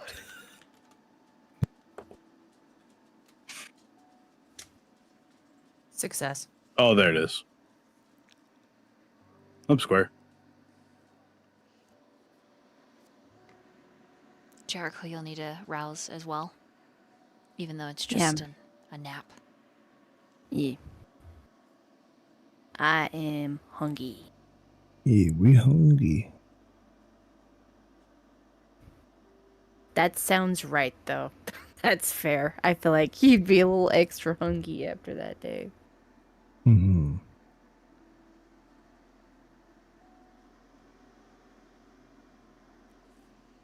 As each of you awaken from your day rest, you have a moment of peace where you don't quite remember the events of last night and you're not quite fully conscious yet. And everything is right in the world, only for the cup of your life to suddenly be filled with the events of last night, the violence pouring in, the panic, the fear.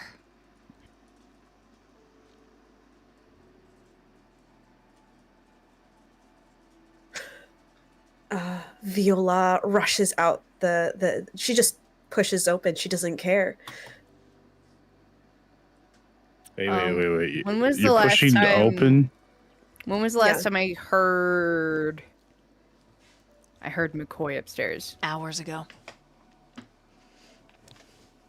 Rooting around, eating, breaking. But it was All hours ago. hours ago. You haven't heard him since you've woken up. When you dozed off, he was still up there, but that was hours ago. Okay.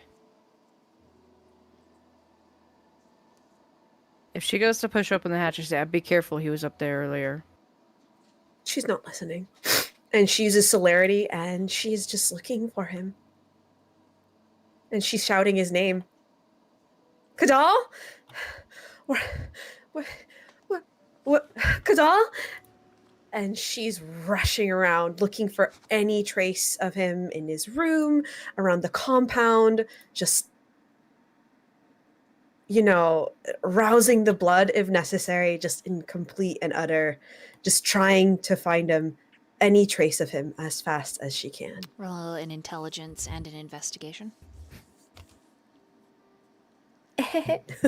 All right. So, good news. I have a little bit of investigation, so that's good. Oh, yes. Okay, thank God. That is a dice pulled through. Yes. 7.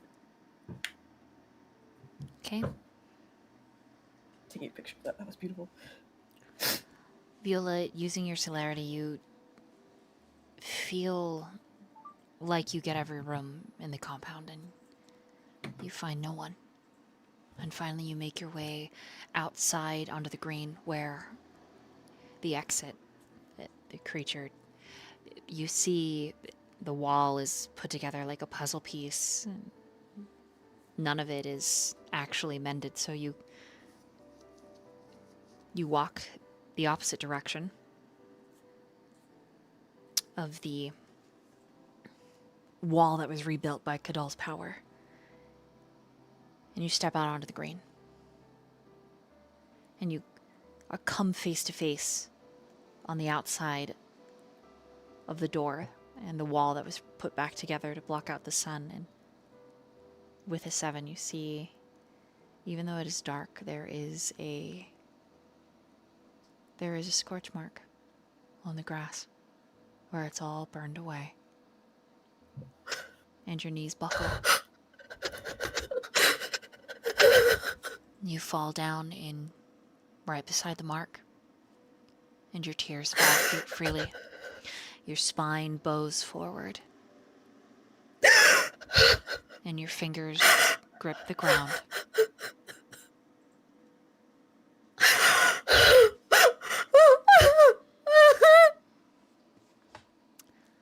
Come back. Meanwhile,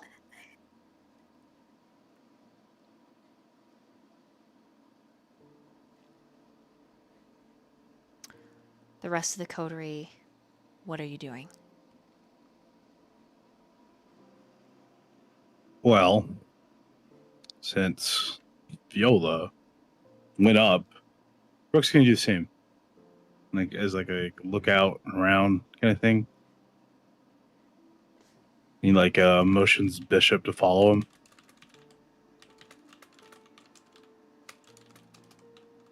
Okay. Yeah, keep an eye out. Like I said, I did hear him while ago, but it was a few hours ago at this point. He did come back, but he never found us, obviously. I'll go and get him. Hoping we can find him. Oh, we can. Hopefully he's still here. Be nice if he didn't go far. Have a little bit of faith, Jericho. Not everything needs to be so negative. It's just another moment in time.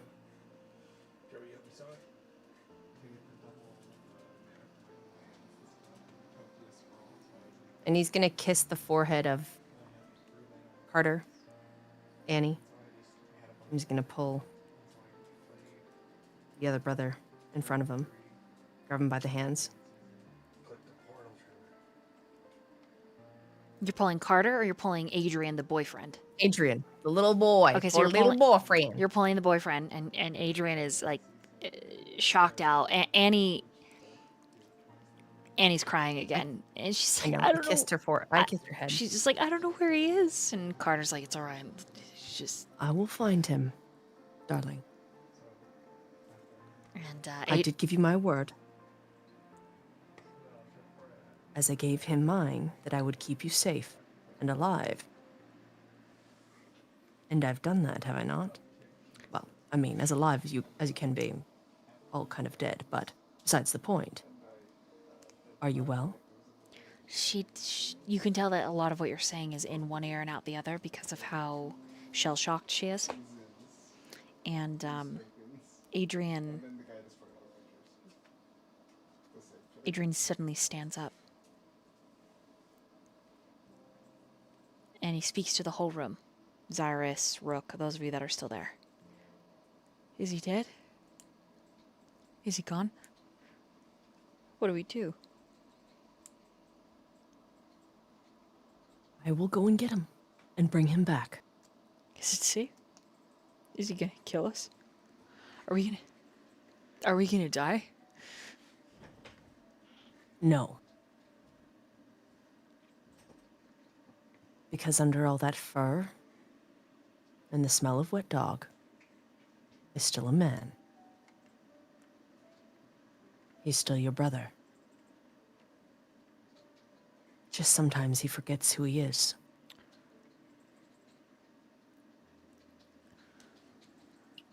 Carter's quiet. It's going to be okay. When you say that. He's Adrian's crying and panicked like Annie. Carter's got a hold of like rubbing Annie's back like it's okay. Carter just grim-faced. Just How many people died? Who did he kill? Well, assuming he didn't kill anyone while he was away, the only casualty this day was not even his fault, technically. I think we avoided that, but we did lose someone. That was due to the sun. You wouldn't have met him yet. He's like not sure how much he wants to say because Xirus is still in the room, but he doesn't. What you need to know, and what I think Jericho is trying to say, is that the deaths that occurred here yesterday are not the fault of your dear friend, McCoy. Exactly. Sometimes things happen. And unfortunately, yesterday was quite the event. I dare say I've never quite experienced something like that. I mean, a first change, not a change in general, but a first change. Would you mind staying here, Carter, with Annie and Adrian, and I will go and find him and bring him back. I got it. Jericho, would you like to join me? Oh, A sure. nice evening stroll. Sure, yeah. We can have a little chat. You and I. All right, yeah. He's gonna turn to Carter. Do you still have and Adrian and do you two still have your cell phone, or one of you, or do you have your cell phone? They do. All right, I'm gonna give them my number. While I'm out, I'm gonna try again to get you guys some proper food. I had to feed that to McCoy. So if you guys want to send me your preferences, I've made the mistake of leaving last night without knowing what anyone wanted. So if there's anything else you need, I can get you, and we'll see about arrangements further a little later. But right now, let's at least get you fed. And then he'll go off with Marquis. My intention is to go and find McCoy. Okay. So you're okay. So you're gonna go. You're gonna roll an intelligence and investigation, and Jericho, you're just headed out to go get. Well, Marquis wanted me to go with him, so I'm gonna help him first. Okay. And then Intelligence while I am investigations, the both of you.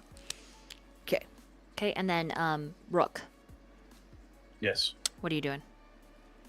He's more being like the lookout for like the hatch part kind of thing. You know what I mean? While they go look, he's also like assessing the damages, trying to figure out where it would point to, where he would have gone.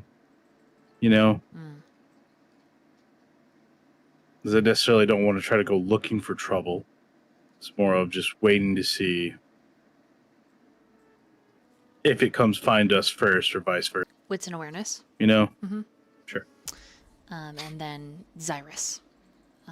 If just so you know, Kyler is going to approach you with some roleplay, but what would you like to do? At the moment he is he's just sitting there. Seems absent-minded. And he gets up and he starts preparing some things as he recalls. Needs to fight in Vice. Mads needs help. Okay. Kyler approaches you, and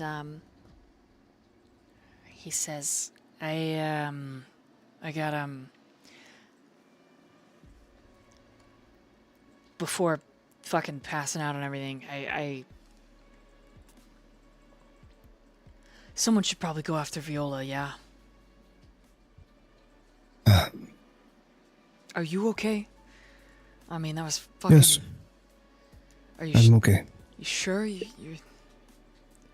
Go look for Viola. Okay, I've got a plan for making things werewolf proof if that kid's gonna fucking be here, but we need his brain for fucking Elizabeth's shit, but fuck, okay. Yes. Whatever you need. Get it done. Got it. and he's gonna leave. On that wits and awareness, you got a 2? Yes. And I'm assuming Xirus is leaving the hatch and going to prepare for what needs to be done. Yeah. So He seems hyper focused. Kind of, not necessarily dismissive, but he's just, not fully present. right after the events of last night, it's right. Okay. Then with a 2, you watch as Marquis and Jericho disappear. Bishop disappears for a moment and then comes back dressed in his own clothes. There isn't much doing. There is a lot of damage. The pool it's been completely drained. There's a massive hole. through all of the tile. Every single one of the floaties has been chewed on and destroyed. They're sparking overhead. The lights don't seem to really work at all. The smell of chlorine burns at the back of your throat, your eyes. There's water everywhere. Massive flooding and structural damage. But the buildings... He's just like, damn. And I wanted to go swimming after we talked about all this. Darn. Making really bad jokes just to deal with the Right. awkward tension. He's looking at like the hole in the pool. Like, did he fall in there? Yeah, I didn't start shit. It's just about the tank. Yeah. Looks like it dug a hole. And was just destroying things. Just violent everywhere. Every time I've died, Just destruction. En masse. I have not died a single time. Mhm. It being my fault. It's always just been. I guess He's it's just my like, fault that I didn't takes a continue cigarette. Jericho for 4 He's like, seasons. I don't have my lighter, but he's just like, it's just more of the notion. He's just like, damn. How the fuck are we gonna clean this up? Bishop next to you says, With a construction crew? Or a shovel? You don't got a big enough shovel for this. What do you mean? What do you mean a shovel? Even ants You can do. can eat an elephant when it's dead. Hmm. You just need a Yeah, little point. elbow grease and dedication.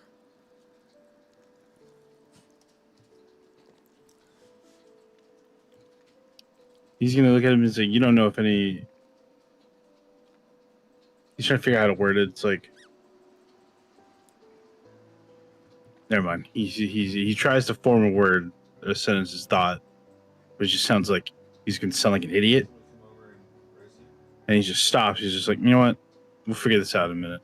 We'll just keep an eye out, kind of thing, you know, Thanks, Dad. just in case something goes awry. Fair enough. okay, on those investigations, what'd you get? 5 successes. Okay, I got a messy crit for 4. okay. You do find him. However, Viola. It all connects, so you'll see. Viola, you after the swell of emotions, you feel yourself go numb. Your kindred senses sort of fuzzing out on the edges, like you are a subsisting echo of everything that you were, and you. Trevor was dead, and then he started the boss without it. God, you just feel so And then we lost them. strung out and like lost. And when you finally look up, because what else are you supposed to do? You can't just sit by this scorched patch of earth forever. You see a big body, nude, bruised head to toe. Even from here, you know that it isn't Kadal. He's draped over some fallen trees and curled up in several cars that have been crushed into like a nest-like formation.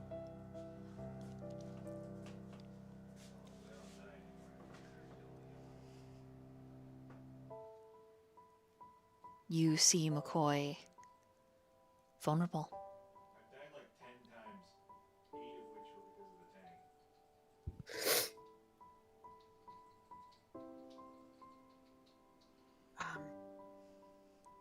Viola would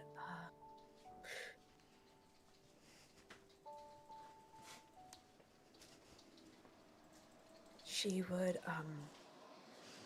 there is a sense of like, it's your fault. This is what happened because of you. And then she realized if if she had anyone to blame, it would be herself for suggesting this crazy idea. And then she realizes she could blame herself, she could blame everybody, but it doesn't bring him back. It doesn't bring him back. It doesn't change what happened. And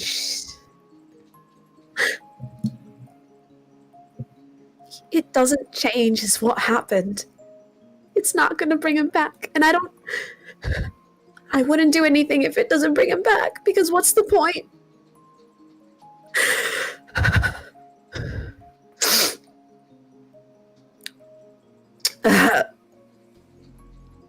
As you're having these thoughts, you hear the earth shift behind you, footsteps on the grass, and Jericho and Marquis come around the outside, and the two of them, you see McCoy's big, bruised, broken, nude form sprawled out all over these cars that have been just folded like paper.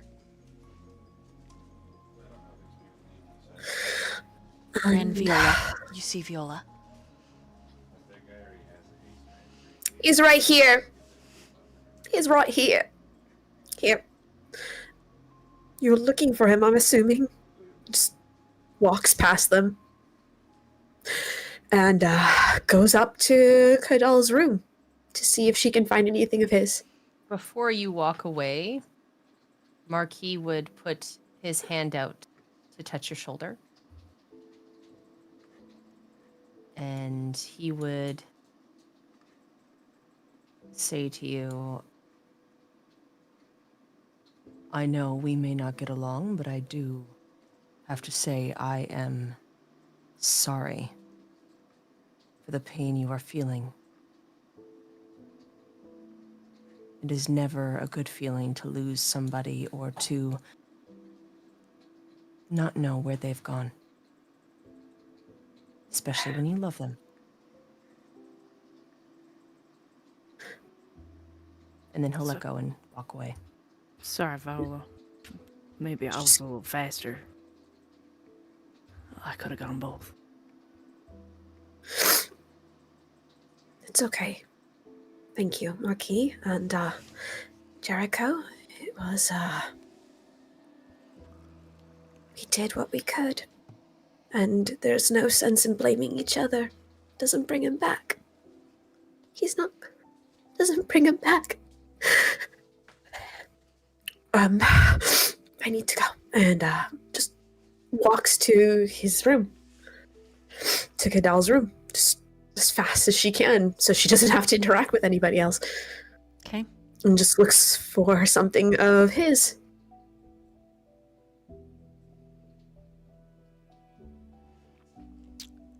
Okay.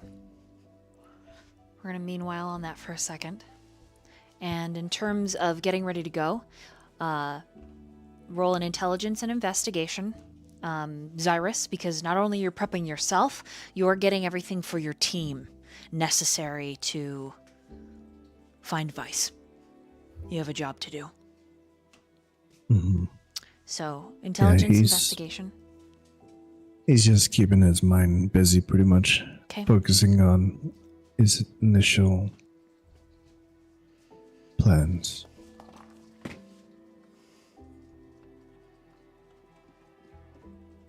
Two. You do find that your hands are shaky as you're sorting through coats and getting luggage, and at one point you pause and you think of your wife and the car and then you blink fast.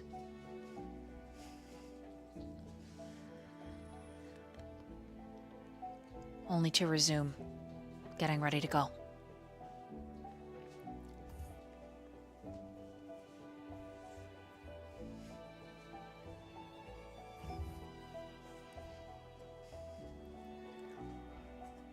And Rook, Bishop says to you that he's going to prepare the both of you for leaving, or perhaps make himself available to assist Xirus. He's not really sure. It doesn't seem like anyone's coming back after several minutes. I mean, there's still those Adrian, Carter, Annie down in the bunker. So, I mean, Bishop says he's more than happy to watch them if you want to go ask Xirus what needs to be done. But this place is jacked. At least this quarter of it is. Yeah. Just keep an eye on him. And I guess, with our would-be boss, figure out what we need to do. There's not much we can do, in a sense. You know what I mean? Right. I may be strong, but I can't fix a wall. Right. So I will go find Xirus. Okay. And so as you are headed towards him, meanwhile, and we'll cut over to Jericho and Marquis. What do you do? McCoy is he awake? No, totally out. He's Okay. EP. Okay. Bitch. Marquis will go over and I will follow. brush the hair out of his eyes. He's face down, like sprawled out over all these cars, and like Okay. half on a tree.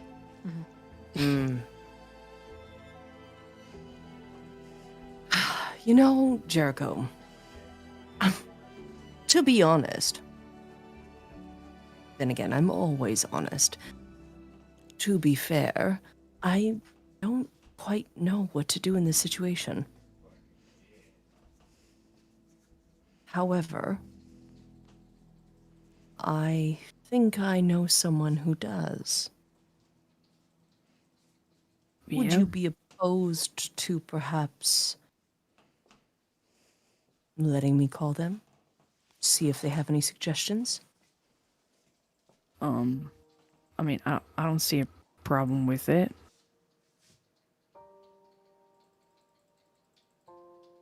And what if I were to ask... Actually, how strong are you? I'm pretty strong. I could probably help carry him in. I don't know if I could carry, but I could probably fireman carry him. Oh, good. I really didn't want to break a nail.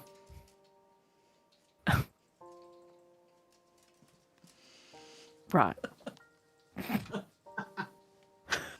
I'm sorry. Oh my god. Jericho's like, wow. All right. Oh my god, I'm so sorry. I guess you're a man of words, not physical prowess.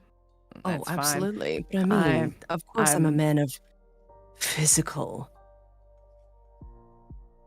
That's a totally different kind of physical, I believe. You is mean what we're yes, talking yes. about. I mean, it really depends on the situation. Regardless, please, if you wouldn't mind, he's gonna do a quick once-over on McCoy's body.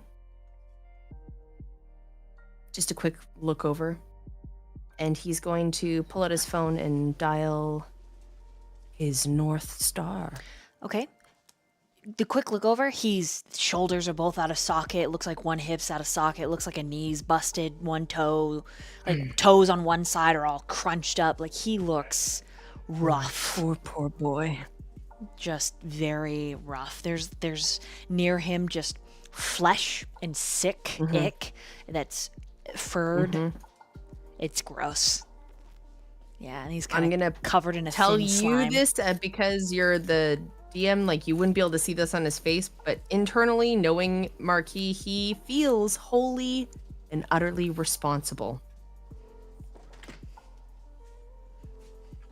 He feels extremely responsible for this carnage.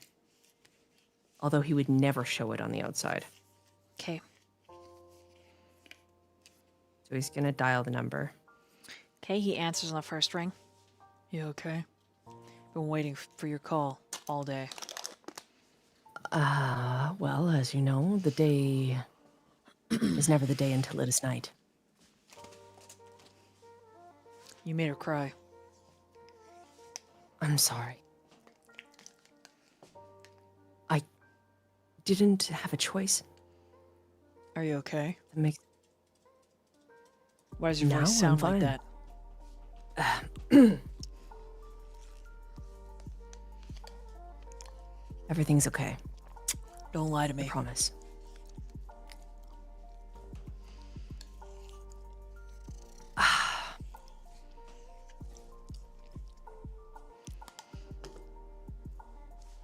Something happened and I don't know how to deal with it. And so I'm calling because you... This is a you kind of thing, not a me kind of thing. Just pay your fee, apologize that you ripped the cover off the book, and leave. Not that kind of thing. I mean the... Oh. You're not at a public library? No. Why would you talk about ripping off the cover of a book? You shouldn't do things like that. How many Can't- times do I have to tell you? Sometimes when I'm reading, I just get distracted and yeah, You're distracted with what? the book. I What just, exactly have you been reading? well, I'm on book 10, so it's a series, okay? Uh-huh. Okay, regardless, listen. How is this a me? I have a problem. Okay, what's, A you thing in the sense that I have a thing and you have a thing, okay? Not that thing, but I mean, like, the... I am so bad with people. I don't understand. Not that. I'm talking got into a about fight? the... You I hurt did. somebody? Are you okay? I have been... I am fine. But I have someone who is not. Okay. Now, I did not hurt them, but they are injured. Hit me with the details.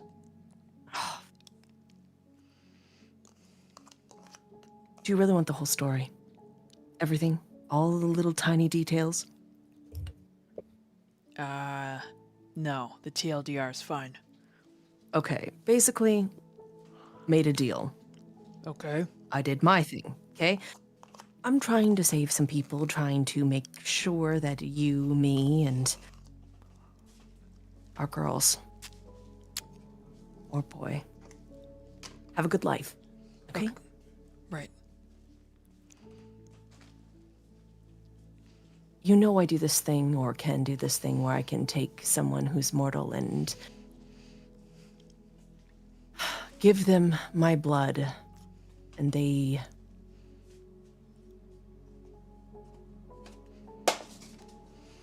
Yeah. No, Okay. Yes. Well, there were 3 of them, and I wanted to save them. But one of them... He bit me, and he is not really, truly immortal. He's like you. Oh, shit. And I didn't know what was going to happen, and I didn't know it was going to happen. I didn't know that he was... It's okay. You can't know. There's no way anyone can know. I mean, He where are you? Let me... attacked me, and Holy shit. he destroyed the compound. You should have told me. I didn't really have a choice when I was on the floor kicking him in the balls to get away. You are lucky. It's lucky because the other person I had ghouled before him pulled me out of the way. Where are you? I don't... I'm not quite sure if I'm allowed to invite you here. The problem is that currently he's curled up with some cars and his body is out of place. He's not whole.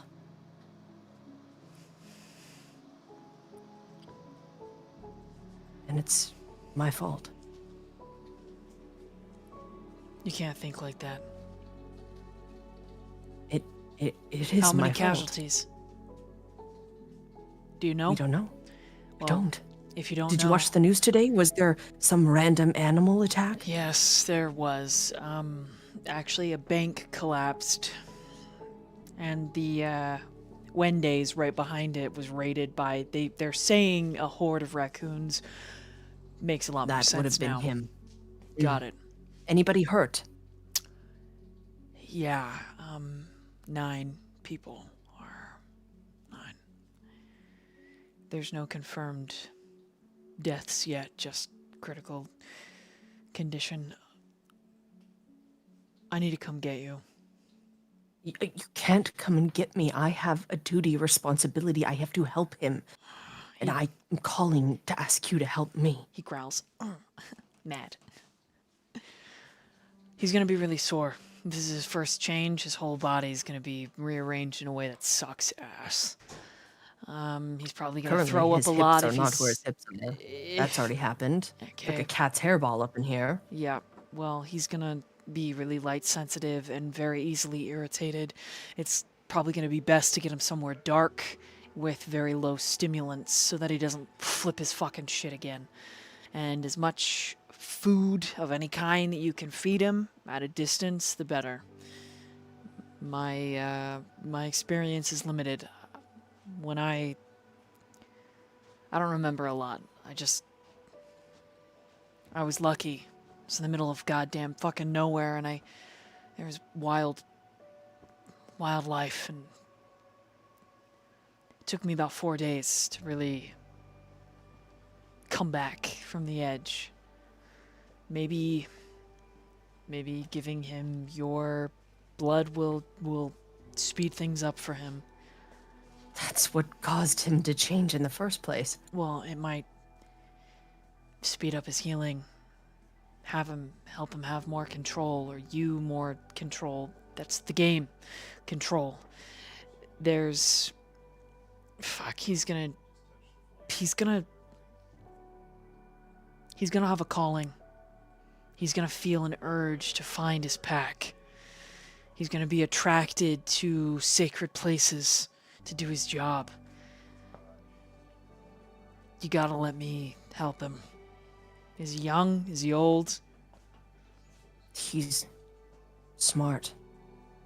Incredible. Okay. But he did work for the enemy. Good. So she's just fucking collecting them now. Good. What do you mean? Nothing. I need to talk to you, but I can't do it over the phone. I need to be there for the kid. He needs someone of his own kind to sit with him, someone who can handle if he lashes out. Let me ask. Let me ask the people who've been here longer than me, okay? I have been holding it together. I understand. And thank you. Sweetheart, just hold it together a little longer. Okay. You never have to worry about me holding it together in front of everyone else but you. And our baby mama. Call me back. Can you just hold on 1 minute? Yeah, she's Okay, just yes, knocking on the door. I'm gonna have to Okay. can I just give her the DL, or... I'm okay. You can say that. There's nothing wrong with me. I'm in one piece. I Okay. promise. I'll text you the address. Just tell me when you're coming. Okay. I love you both. I love you too. Marquis hangs up the phone.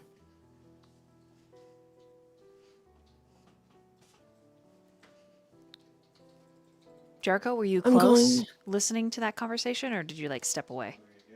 I think he was polite, and I think it kind of depends on how far away from Phone's on you back up. McCoy.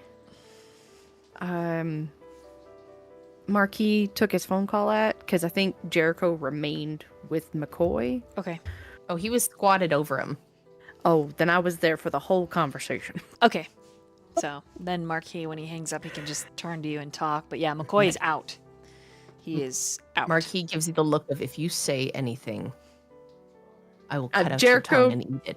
Jericho just puts his hands up. You don't even have to say it. Like, you make the look. He puts his hands up. Not a word.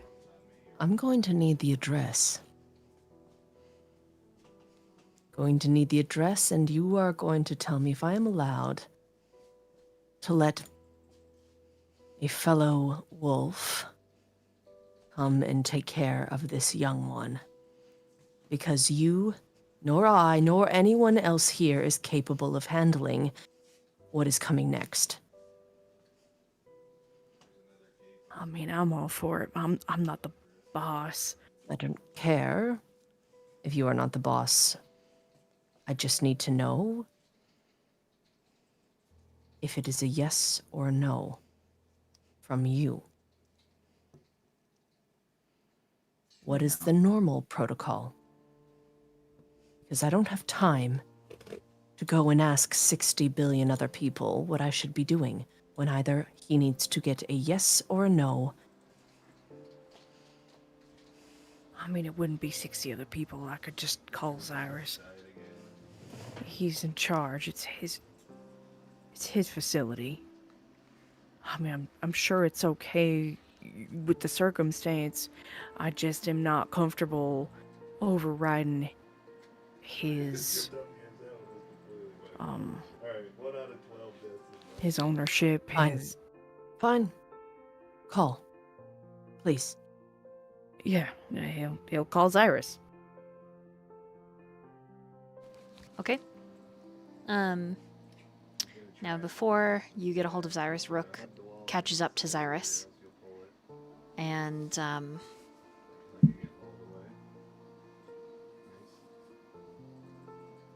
Rook, Yes. Sorry.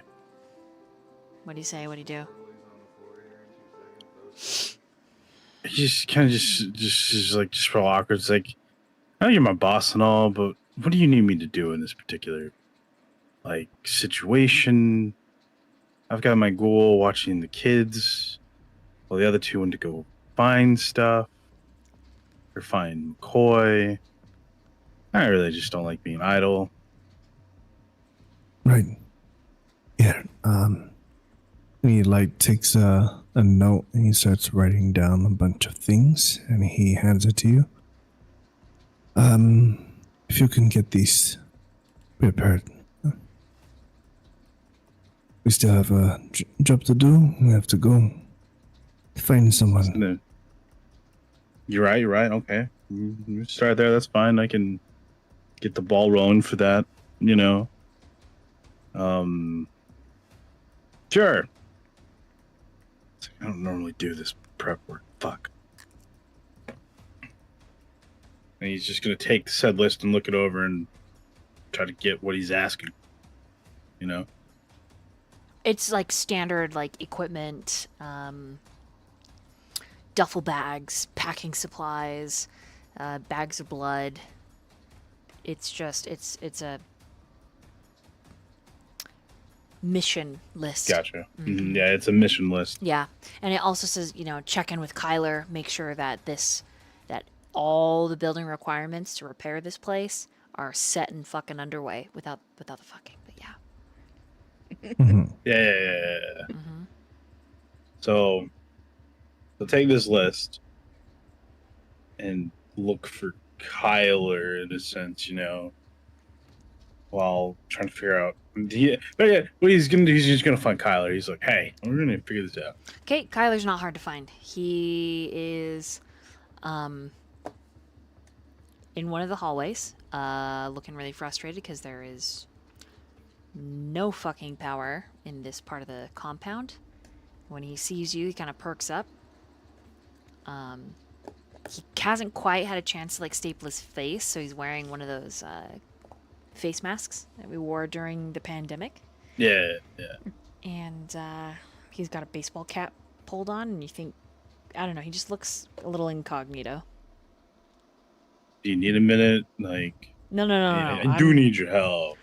Yeah, no. I don't want to interrupt. You're good. You're You good. need to take time. What I a crazy respect first it, I night at get it. work. What a crazy. It's just insane, right? First night at work, like fucking I werewolf. mean, they did pick me up from a Right. bar that I beat the shit out of everybody in. Yeah, I remember that. There was just like a bunch of, bodies. I just and, kind of left you the know, bodies. It was, yeah, that was It's whatever.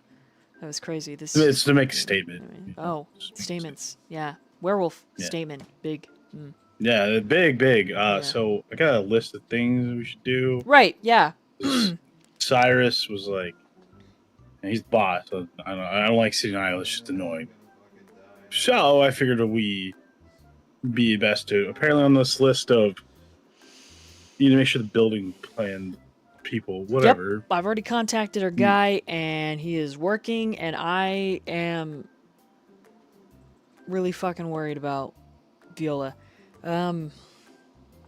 I am not certified in that department. It's okay. I don't think any of us are. But Holy shit. yes, true. But I think we should try to gather. said I'm also worried about equipment for Xirus. submission. Did you know that he's like, yeah, I'm fine. Everything's fine. I'm tight. Everything's good. I That man is a I know. canister I of can fucking nos right by an open flame. No. Even worse. just even right worse. by it. Yep, he's gonna go boom. Yeah. Propane tank. Someone chuck Nuclear. that shit Yes. into a fire. It's Yes. gonna go boom, big boom. I'm a little Fire panicked. I don't know what to do. everywhere. Everything sucks. I'm a little scared. Everything sucks. True. Yes. I'm deranged and crazy, and I'm just used to. So we just idly go get this equipment. Yeah. We just don't complain, Yep. right? We Bad just news. kind of just Bad keep news. ourselves busy. All the weapons. What? Well, not all. Most of them. Toast? Chewed on. Yeah.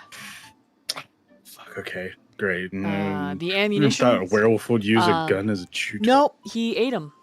So. Oh, gross. Yeah. Yeah, Gross. and all the Ew, like ew. the sunproof fucking sleeping bags he's asking for, yeah, those have been eaten too. So Destroyed.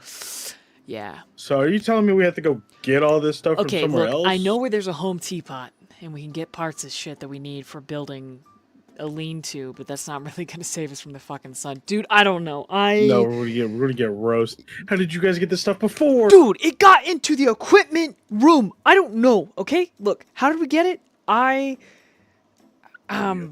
Buyer? Yeah, Can we go, there's a arms go dealer, buy it? but it was Arms are uncomfortable. cool. Easy. There we go. Yeah. How's it uncomfortable? Well, because she is uncomfy. She put the moves on you? No, even worse.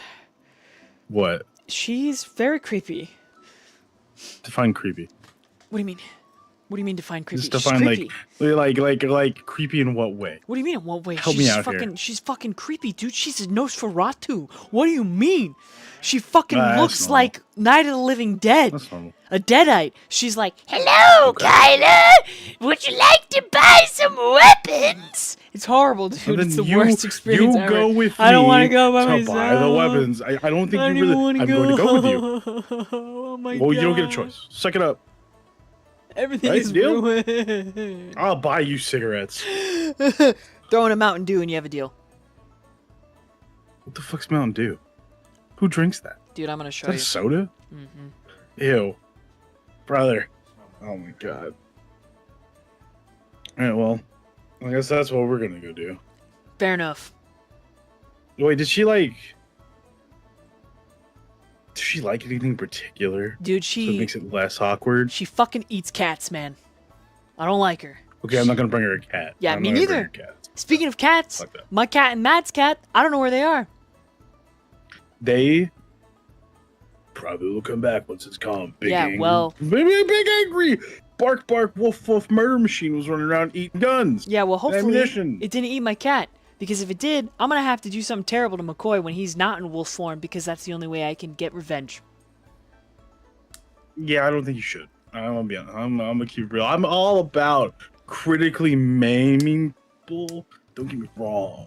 You know what I'm gonna do? I'm gonna That's what I pop do out for a one of his living. pretty teeth so that every time he smiles, no, his you boyfriend can't- is like, no. ooh! You can't take the tooth. That's fucked up. No. See, you take like an eyeball, right? It's more like devastating. You take like you know what I mean. I'm not helping the situation. I just realized shit. Yeah. No. Okay, so you get to drive. Do you want me to drive? Oh my god, I'll drive. Holy fuck. Oh, it's more of a I don't know how to drive. That's fucking funny as shit. In the group chat, Kyler messages to all the coterie, I gotta make a run to the surplus store. The wolf ate all of our munitions. Thumbs up, cry face. Hey, am I paying for this? Or does you got a way to pay I for have this? Xirus's Like, credit card. We'll be fine. Sick. All right, I gotta make some purchases myself. We are not paying for your wait. You work for us technically I am. now. Yes, but I have my own money.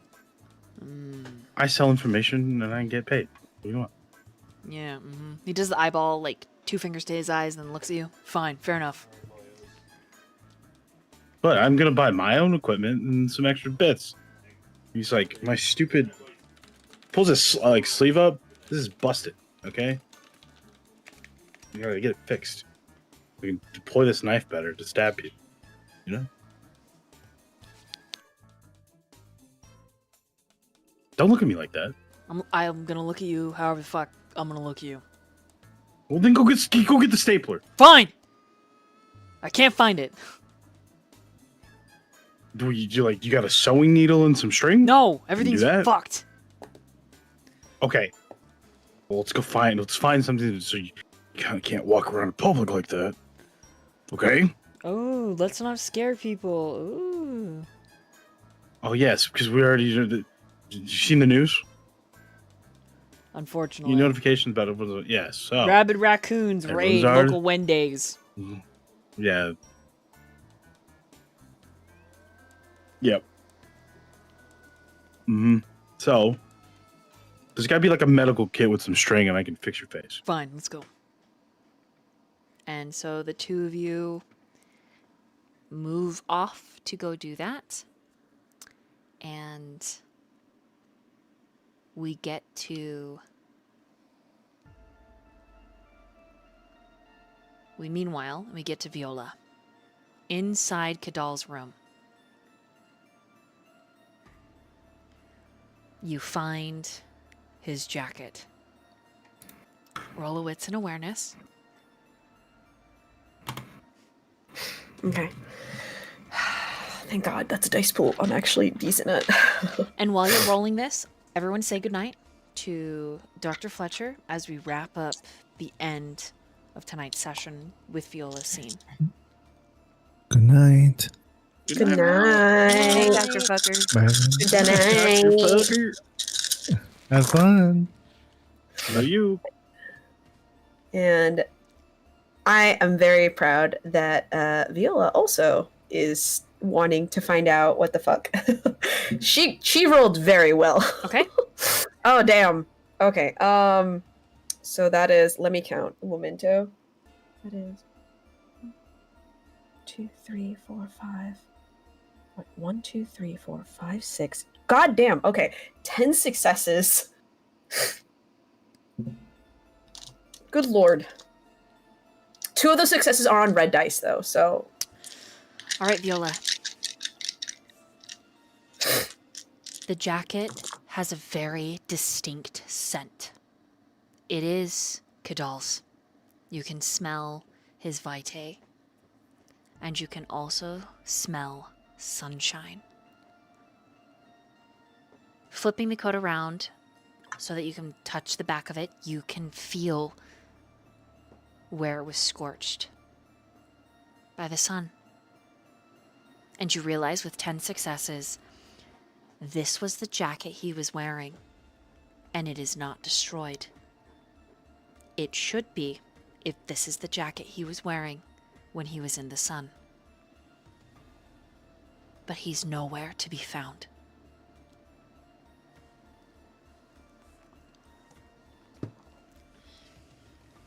She hugs it, and with the realization that there's hope, she starts to sob because she doesn't care that she can't find him. She just knowing that he's out there. just means that her stars and moon is still in the sky. And she rifles through the pockets for any clues, for anything else. In the pockets, you find his busted cell phone, his gloves.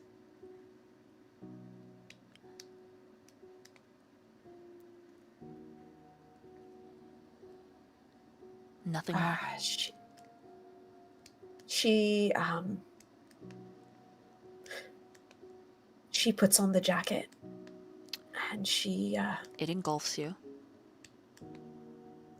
and she takes a really big whiff, and she checks the phone to see if there's anything that's left. The phone is not charged, looks broken. It's one of those Okay. old burner phones almost. And the outlet, there's no power. Okay, she's gonna leave the phone and the gloves, because the jacket is taller. She's like 5'7", so this jacket's like already dragging on the floor, right? Mm-hmm.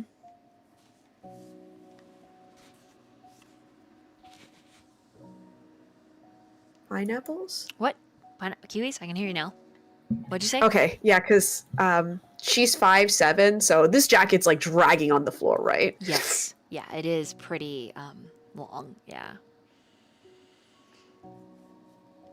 Okay. Storyteller. Mm-hmm. Would Viola surmise that he's gone somewhere to heal, like probably in full torpor after getting fucking the brunt of the sun? With that previous roll, yeah, very likely. If he did survive, because here's the thing, Viola would know that very powerful kindred, even when their flesh perishes, there is rumor that they still move the pieces on the chessboard of life. Elder and above, sometimes Ancillate and above, they have a phenomenal power that almost extends beyond the void, manifesting itself as hauntings, appearing as strange events, unexplained, maybe even what humans would consider miracles. Yeah. And as she has this coat in, she just envelops herself and she just says,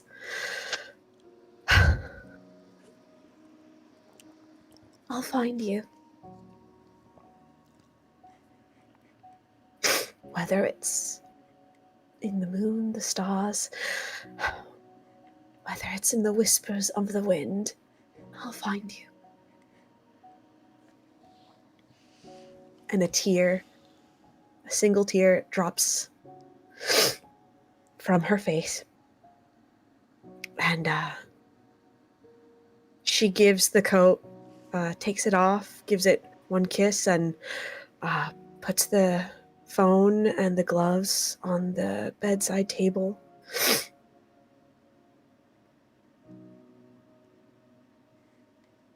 And a part of her wants to take something of his with her, just to have it with her, and she kind of stops for a moment and takes the gloves and just shoves them in her pocket. Okay. And leaves the room to go find Xirus, with that one swearing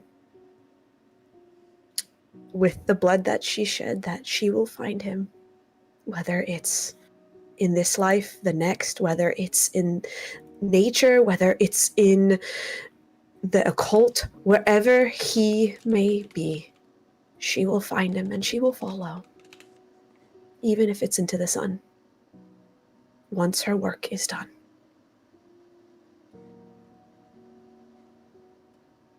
And she vows that to herself.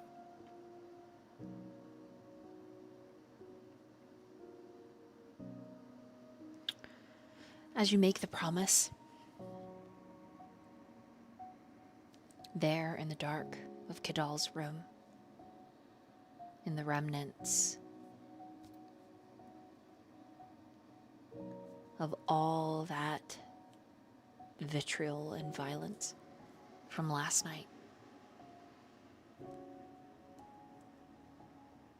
you finish the words, and Kadal's scent gets stronger for a moment. He's all you can smell. He smells like walking in to an incense shop.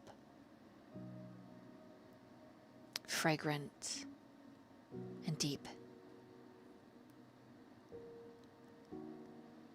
You can't help but close your eyes and inhale, and you feel a gentle brush on your jaw.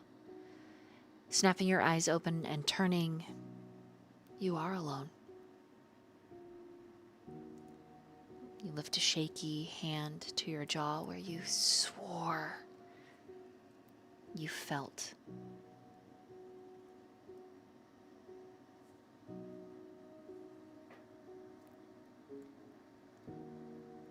But you are alone.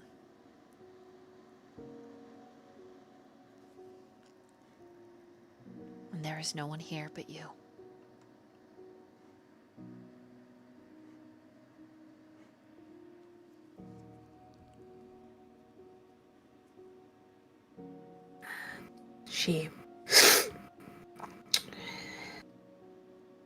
The overwhelming sense of loneliness begins to encapsulate her once again. And it takes everything she has to pull herself away with one last, I love you. And I will always love you. And she knows that there is work to be done, that she promised on her blood to Xirus and to both Kadal, that she would help them build what they started. And she goes to Xirus. Okay, on your way, you do run into Rook and Kyler. Both of them looking for something. When Kyler sees you, he pulls up We're short. just like arguing weird. Yeah, where... No, the stapler's over here. No, I don't fucking see anything. This one's broken. Tough shit, idiot. You know. I mean, we just put it on your face and then just hit it really hard. That work? No! It's not how fucking staples not. work. And then... Viola.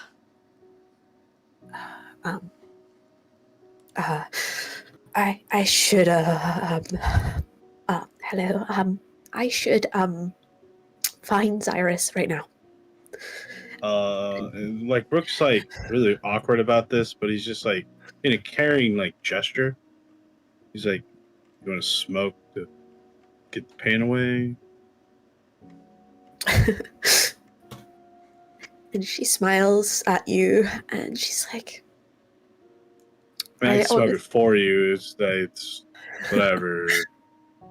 yeah, I would appreciate that. Take one for me. Honestly, it means a lot, and I'm sorry about my behavior earlier. It was not to be, yeah. Anyways, I should go. And, just leaves. He doesn't like try to argue or say anything. He just nods and. Just like... The only thing he'll say to you, Viola, is like, he'll say, "I know what it's like losing a piece of you, thinking it will never come back. But it is up to you to build it back up." Kind of thing. And she stops for a moment and looks back with a sad smile, and she says, "We all lose our way in the world of darkness. It's, after all, hard to see. But it's good to know that sometimes we find the candles flickering in the wind. And she continues onward.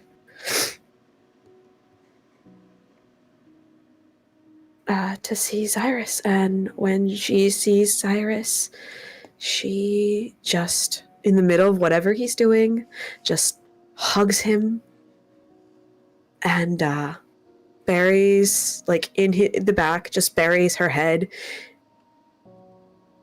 and doesn't say anything, doesn't cry, doesn't sob, just wants to not feel alone in her mourning.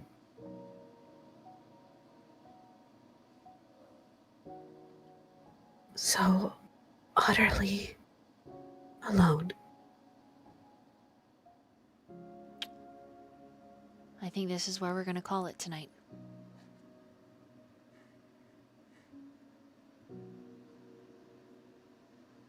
In the wake of a Garu's awakening.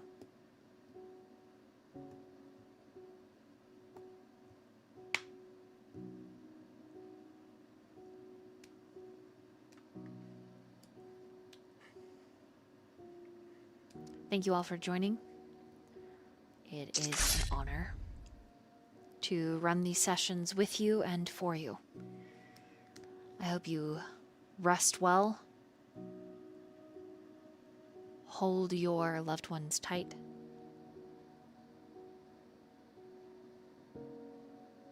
And as Matt Mercer always says, don't forget to love each other.